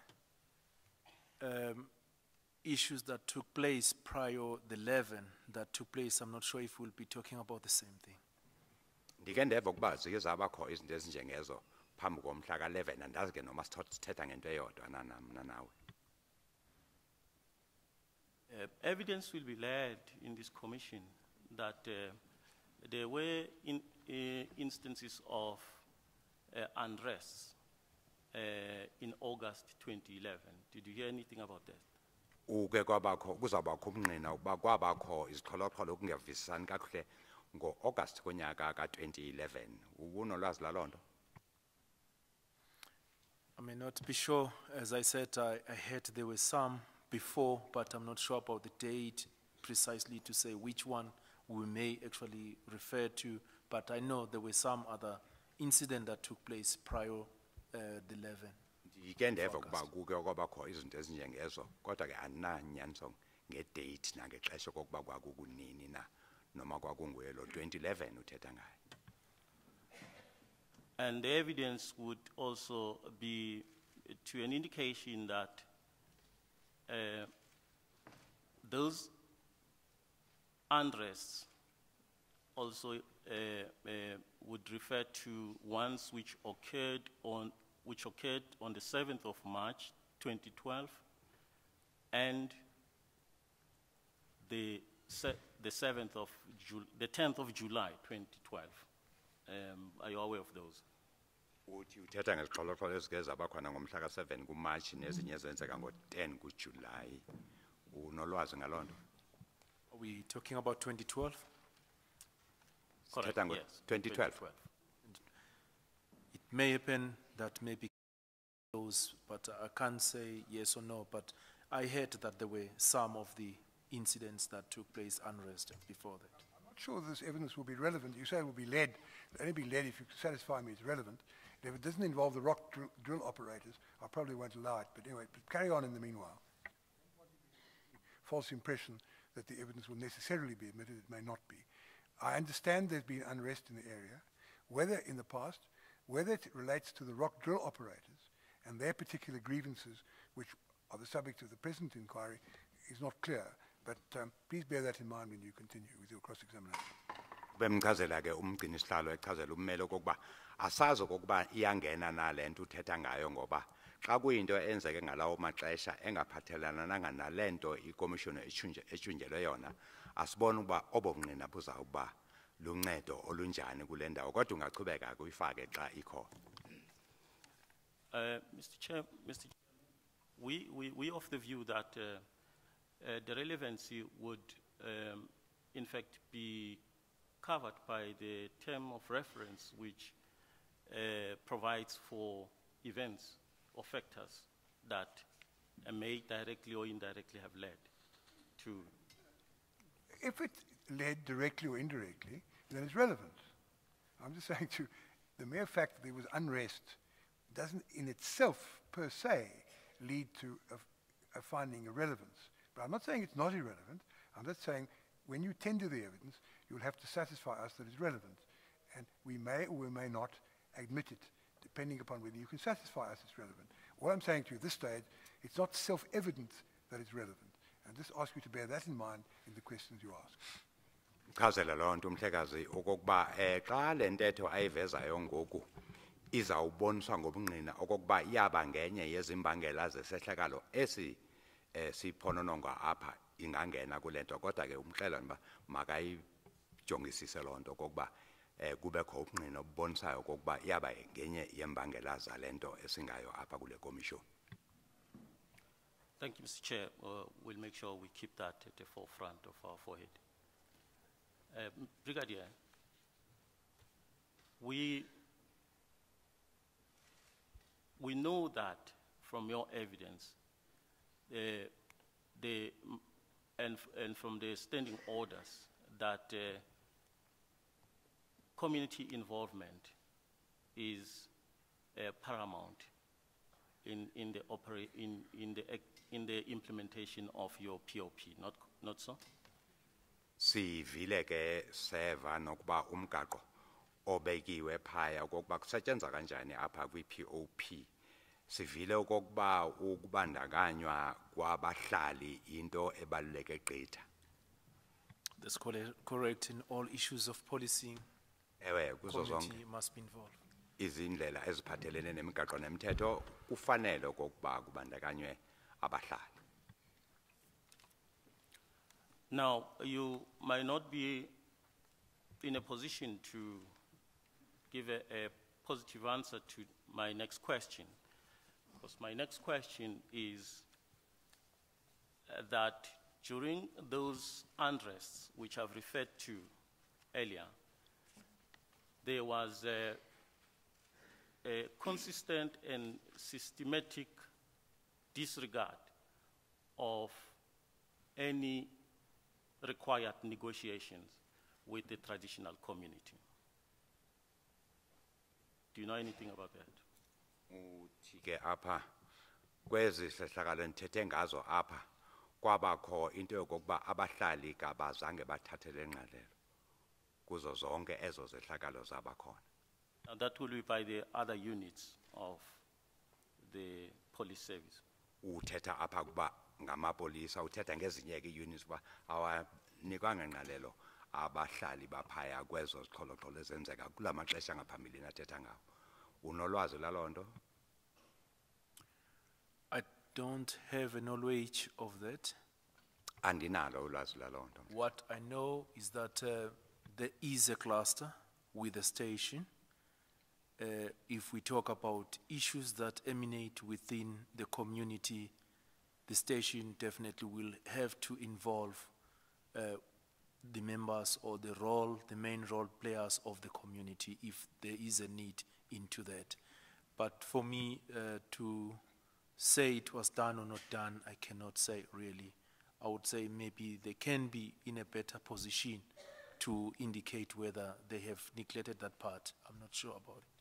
Andinalo ulwazi ke otseleyo ngalento. Into endiyaziyo kokuba kukho iklasa phaya, kukho amapolisa abuwela phansi kwayo le ndawo. Xa kukho izinto ezinjengalezo ngabo abantu abanokuchaza bhetele kokuba banikwa na ingqalelo aba bahlali ikanene abantu balapho kuloo ndawo. Well, I put it to you that it did not happen. Ndibeka kuwe. Well, it's putting it to him, it didn't happen if he doesn't know anything about it. If he said it did happen, you could then put it to him, it didn't. But if he says he doesn't know anything about it, what's the point of putting anything to him about it? I think that's an unnecessary waste of time. But please proceed to the next question. Apha ke ubemchazela umhlekazi kokuba singachithi ixesha. Mr. Chair, it is purely with a view to argue it at a later stage. Alternatively, you can put the question to a witness who's able to deal with it, if such a witness is called. But no good, my only point is, no good putting it to this witness, because he can't give you an answer one way or the other. Umchazela umhlekazi kokuba elinqina alinakwazi ukuphendula lo mbuzo ngoba belingekho apha alinalwazi. Kuzawuthi xa kubizwa inqina ke elifanele akwazi ukuba awubuze lo mbuzo kwinqina elizokwazi ukuphendula.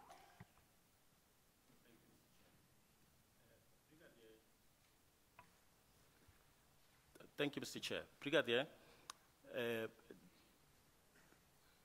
you probably, again, might not know anything about this. There has been a systematic exclusion of the traditional leaders of the traditional community at Wonderkop regarding the events that occurred from the 9th of August. Do you dispute that? Awuna kuyikhanyela loo nto Brigadier noma awunalo ulwazi kokuba kwabakho into eyenzeka enjengalo kokuba kabanikwanga ngqalelo nakancinci nje aba abazinkokheli zemveli abaphethe apho kuloo ndawo kwizehlakalo ezizomhla ka-9 kude kube mhla ka-16. Unalo ulwazi ngaloo nto? I'm not in a position really to say yes or no into that because I'm not sure what happened. As I've said right from the beginning, that all planned gatherings, marches, always will have proper identification of the role players who's supposed to be part and be notified. So if it never happened really, I won't have an idea on that why. Hence, really, I was not there definitely into a lot of these things. Njengoba ndisitsho beningekho kuloo nto ke kodwa ke ndithi ngokomthetho nemigaqo ebekiwe xa kukho iimatshi ezinjengalezi ezihleliwe abo bantu bathintekayo le nto kufanele okokuba bakhankanywe ikanene baxelelwe ngezinto ezizokwenzeka xa zingenzekanga kweli tyeli andazi okokuba kwaba yintoni imbangela yalapho. That tendency, Brigadier, from the members of the POP was maintained throughout from the 9th until the occurrence of the fatal shooting on the 16th.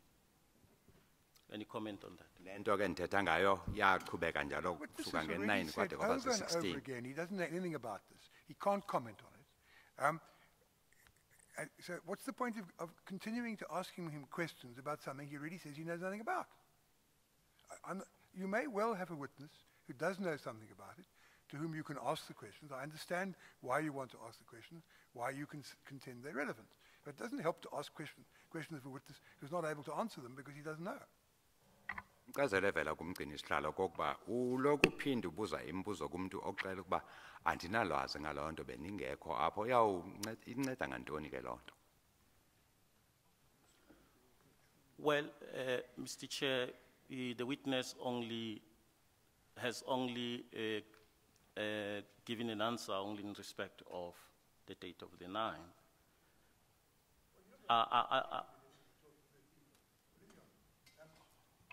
You understand the point that's being made, that over this whole period, the traditional leaders weren't involved in any way in attempts to resolve the issues. Do you know anything about that? unolwazi kusuka nge-9 kuze kufike ekugqibeleni kwalento lena inkokheli ezezemveli azange zixelele zange zibize kokuba zibe noncedo ezingaba nalo apho. I have no knowledge, Chairperson. Andinalwazi ngaloo nto.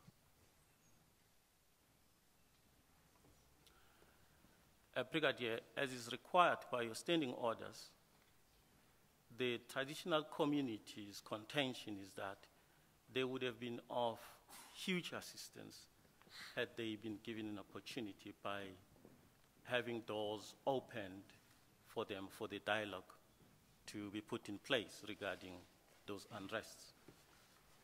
Uthi ke brigadier ba apha ke aba bahlali athetha ngabo ba sebe abaphansi kwenkokeli zemveli phaya bebangaba luncedo olukhulu xa kube bafakwa lento kwabakho uxanduva balithathayo.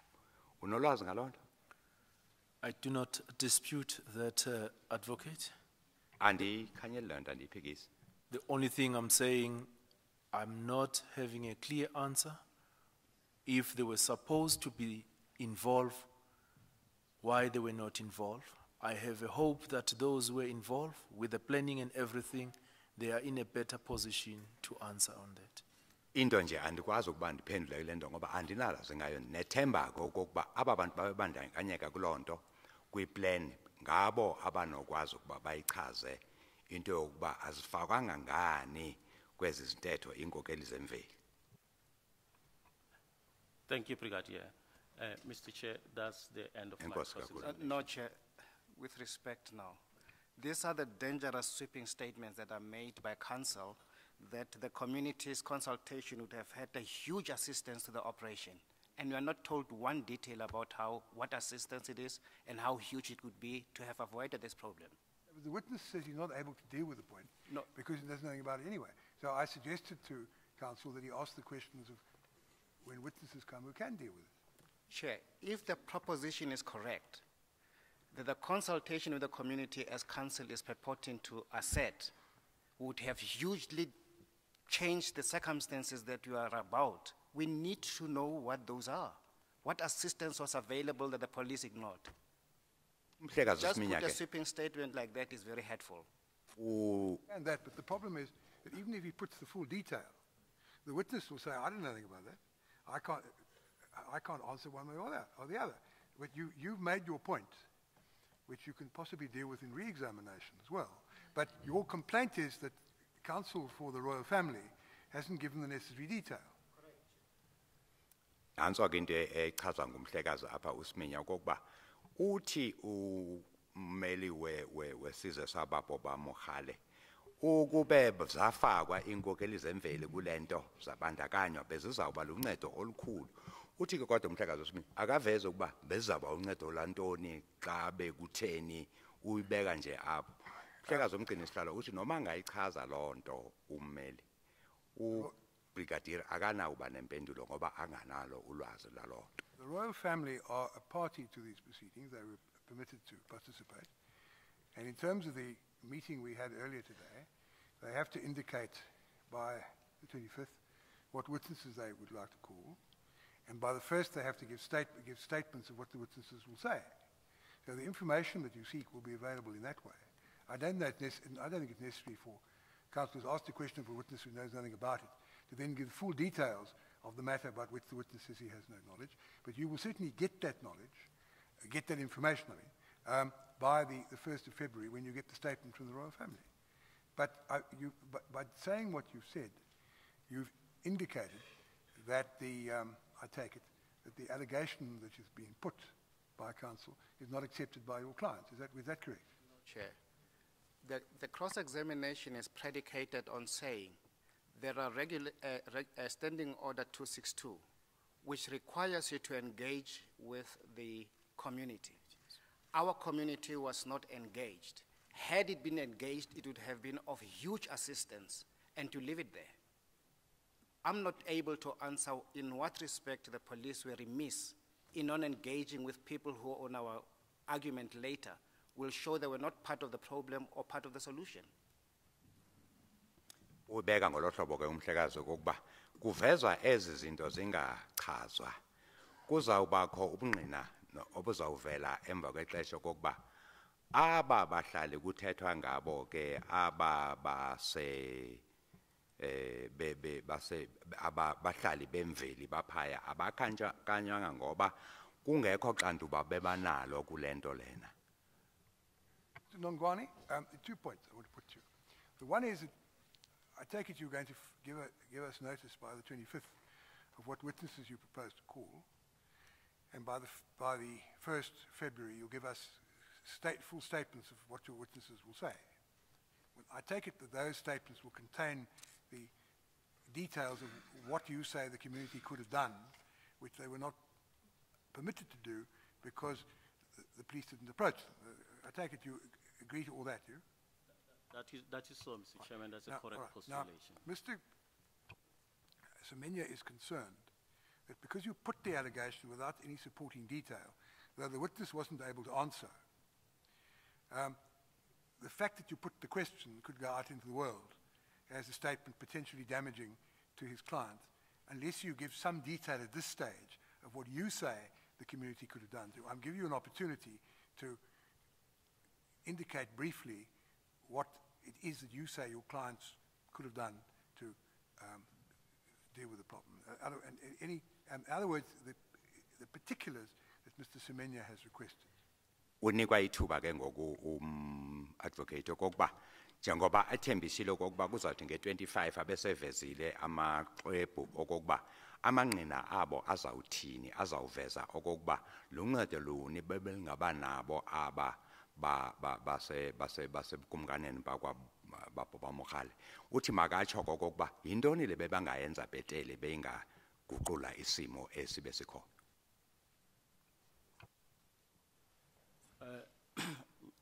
Mr. Chair, I take it that requires a response to that objection, and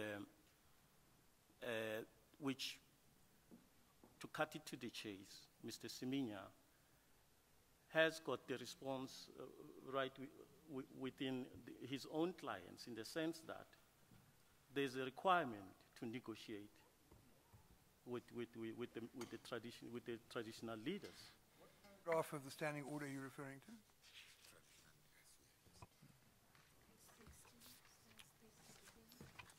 Yabuzwa ke lenkosi ngokuba ikichazwa kokuba yeyiphi ke le ngxenye standing order ethetha ngayo ngoku.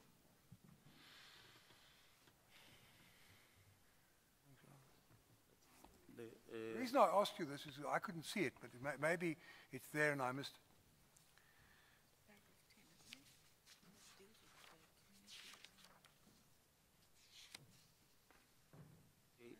It's exhibit SS2, Mr. Chair. The standing order. Yes, SS2 is Standing page Order 60. General 262 of the South African Police, yes. It's heading crowd management during gatherings and demonstrations. Where in this standing order do we find a reference to the necessity to liaise with the traditional leaders of the area? It's page 16, but the reference is not traditional leaders, but it's reference to leaders or community, Mr. Chair. But page 16, my copy has only got 11 pages. What page are you referring to? Ubuzwa kokuba akachaze kakuhle umhlakazi uba ivela phi le nto athetha ngayo ngoku. What paragraph are you referring to? Apha ibhale khona ayithethi ngeenkokheli zemveli, ithetha ngabaholi bamaqela athize abahlali. Isn't it paragraph 3, subparagraph 3 that you're looking at, Council? Are you referring to the reference in paragraph 3.3a to positive and constructive relationships to be built with event organizers, community leaders, and non-governmental organizations?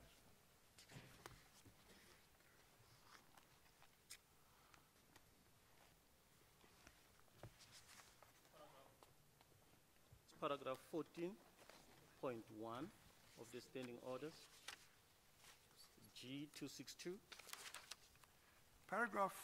Paragraph 14 is headed first member at the scene of unforeseen spontaneous gathering. It's only got 2 subparagraphs. So maybe you're referring to some other standing order, which doesn't look as if, so far, as if it relates to Standing Order General 262, unless you're referring, as I've said, to the reference to, in 3.3a, to community leaders.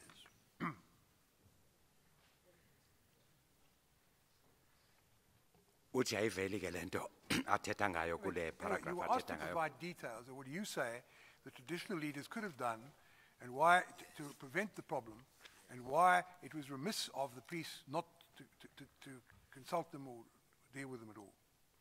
And you give me, attempted to give me references in the standing order which don't say that, but you don't have to refer to the standing order. Just tell me, so that Mr. Semenya has it on record, what you say your clients could have done, which the police didn't ask them to do, which led to the trouble. Buza nje lowo mbuzo kokuba ayiveze nje kancinci into yokuba yintoni libe ingenziwa ziinkokheli zemveli ebeyawuba luncedo kokuba zingenzeki eziziphithiphithi. The way this commission works is council put propositions to witnesses. For understandable reasons, I'm not criticizing them at all, the media then reports what's put by council. Sometimes it turns out that what was put by council can't be substantiated, and council, in fact, sometimes has to withdraw what was put. But in the meanwhile, a lot of damage has been done because the unsubstantiated statement that was put is all over the world. And that's why Mr. Semenya raises the point. Ebiso ke vela kumgcini isihlalo leyo kokuba izinto ezinjengezi ziye zithethwe apha kungabikho munqina obubonisayo emva kwexesha. Kanti apha phephandaba sebazithethe bazipapasha konakala izinto ezininzi. Xa ubuya apha uthi hayi uyawurhoxisa umbuzo seyenzekile ke ingozi apha ngaphandle. Well, Chair, in its endeavor to promote public peace, one will expect the police to engage the traditional community, and our the question asked is, what could, in this particular case, the traditional community and its traditional leaders have done if the police had consulted them to prevent 3,000 rock drillers, most of whom come from Ponderland and Lesotho and other places, who are migrant laborers in the area. And you yourself said the indigenous community does not include the migrant laborers. What could the traditional community, particularly its leaders, the royal family and others, have done to bring the dispute between the migrant laborer rock drill operators and the mining company to a peaceful conclusion? Nanko kumbuzo obuzwa kumgcini isihlalo mawusichazele nje kancinci Mhlekazi okokuba uthi wena ezinkosi zakho zemveli apha ezingaxelelwanga ngaleto bezingaba luncedo lini okokuba likwazi ukunqanda udushe olwaliphakathi kwabaqashi nabantu abeze ngomsebenzi apha ubuninzi babo obuvela phaya phesheya kwenciba kwelasemapondweni zonke lezazindawo njengoba utshilo nje okokuba inkokheli ezizemveli ke asingeni kulaba bantu bokufika. Thank you, Mr. Chairman. May I just start by making a correction on the statement that the Chairman made, which appears to arise out of a misunderstanding from what I said earlier. What I have proposed to the Brigadier is that the traditional community would also include the migrant laborers. I understood you to say that initially, and then you withdrew it. You said you've spoken to your junior, and in light of what she put to you, you changed it, and took it, and you excluded the migrant laborers. If I misunderstood you on that, I apologize, but I'm pretty clear that's what you said. Uyamkhumbuza ngoku Mhlekazi okokuba uwe oye wayirhoxisa loo ntetho uye wathi xa uthetha wathetha ngecommunity wabuzwa okokuba uthetha ngaba bantu bebonke na aba bokufika beze ngemsebenzi nalaba bokuzalwa apha wathi wena uthetha ngaba bantu abazalwa apha wade wathi abathethwa isiTswana.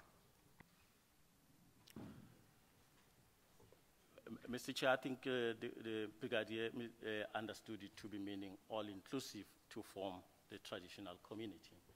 Uthi Just ke to umhlekazi buttress ayivile that kahle ubrigadier uba xa ndithetha ngabahlali ndithetha ngabo bonke sebahlanganisiwe. One point you corrected yourself and you said you'd spoken to a junior and your junior had drawn your attention to something and you then reformulated your question, and I understood the reformulated question excluded the migrant laborers from the indigenous community. As I say, if I misunderstood you, I apologize, but that misunderstanding, if it did exist, doesn't help us in respect of the information that Mr. Semenya says he's entitled to get from you in order to correct what he says is an unfortunate, misleading, and potentially damaging suggestion in relation to his client. So ignore the misunderstanding between you and me for the moment, if there was one, and just concentrate on giving the point, answering the point that Mr. Semenya raised. Yayiva yonke lento uyithethayo usichaza ngoku kodwa ke awuchazanga umbuzo kaMhlekazi uSiminya. uSiminya uthi uchaze nje kancinci okokuba ukubandakanya kwaba bantu abazinkokheli zemveli phaya bekungaba luncedo luni okokuba kuphele ezi zehlakalo ezazinodushe. Mr. Chair, our submission, stemming from the evidence that will be led, is that the subjects of the traditional leadership around the community who have allegiance to that traditional leadership would have been in a position to be more willing to listen to the traditional leaders if they had an opportunity to communicate with them. The point is, the people who were on the copy, who were carrying the dangerous weapons, who were involved in the police operation, who were also involved in what amounts to a wage dispute with their employer, were rock drill operators, and according to the evidence, the vast majority of them came from the Eastern Cape, and some came from Lesotho, and I think some came from Swaziland. It's not suggested, so I understand it, if I'm wrong, you can correct me, but not suggested that there were any of the local people who were working as rock drill operators. I understood, in fact, from something I read, that one of the complaints of your clients was that the local people weren't given an opportunity to work at the mine in that way.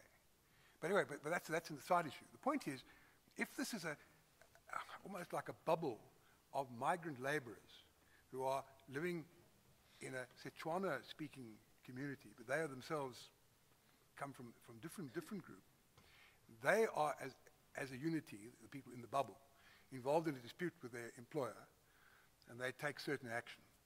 It's not self-evident that the local traditional leaders to whom they owe no allegiance would be able to do anything to restrain them from acting as they did.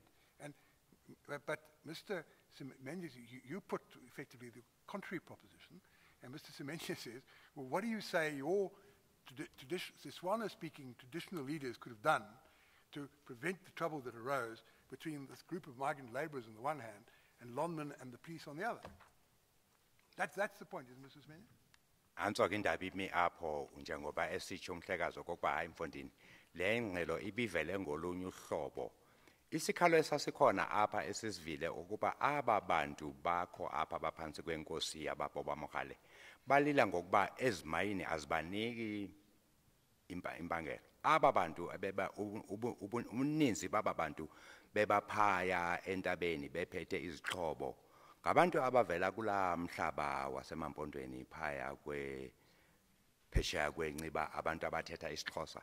Bekungenzeka kanjani okokuba ezi zakho inkosi apha ezithetha isiTswana zikwazi okokuba ziyothetha naba bantu okokuba hayi bafondini mamelani xa kuthiwa beyozangena kanjani phakathi kweLonmin nezimayini?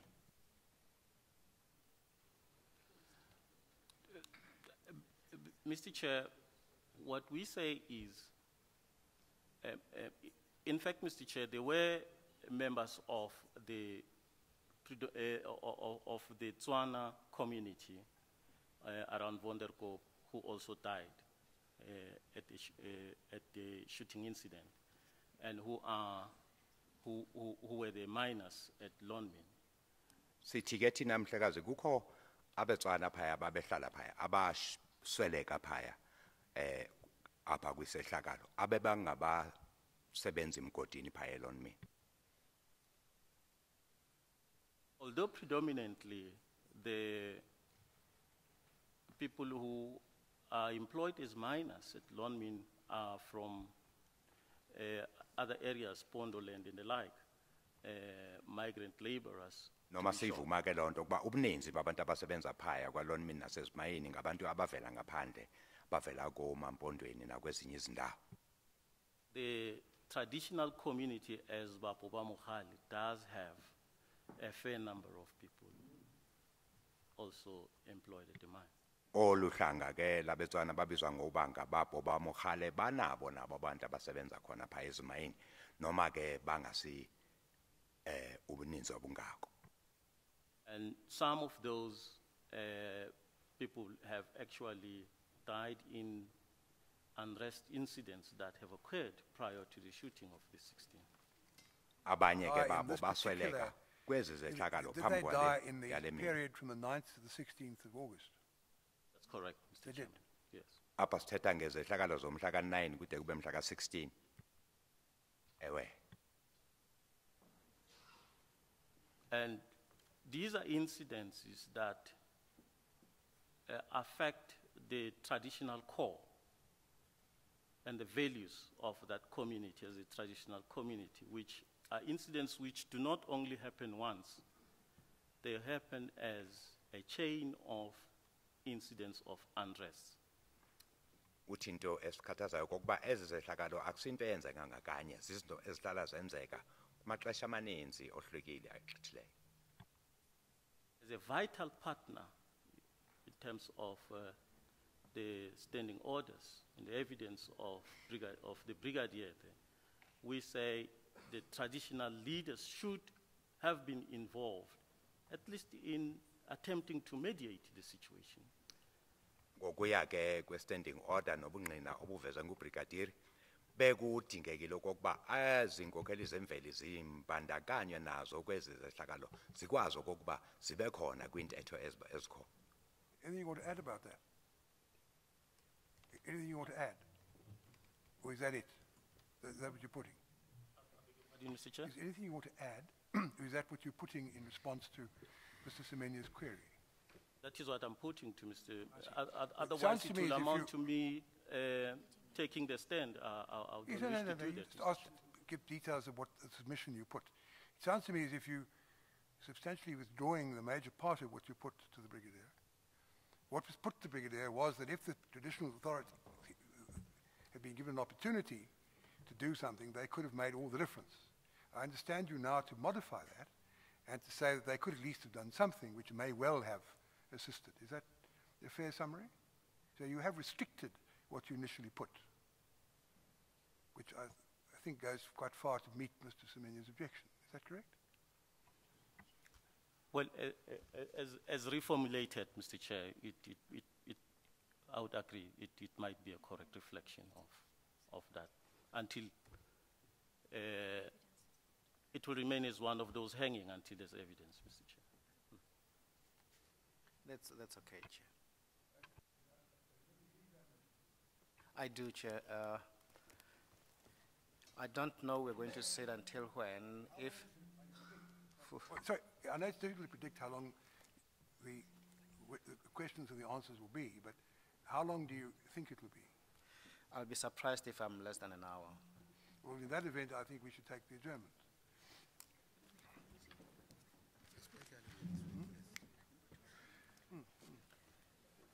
The commission will adjourn until 9:30 tomorrow morning. I'm sorry, Brigadier, that you have to come back again.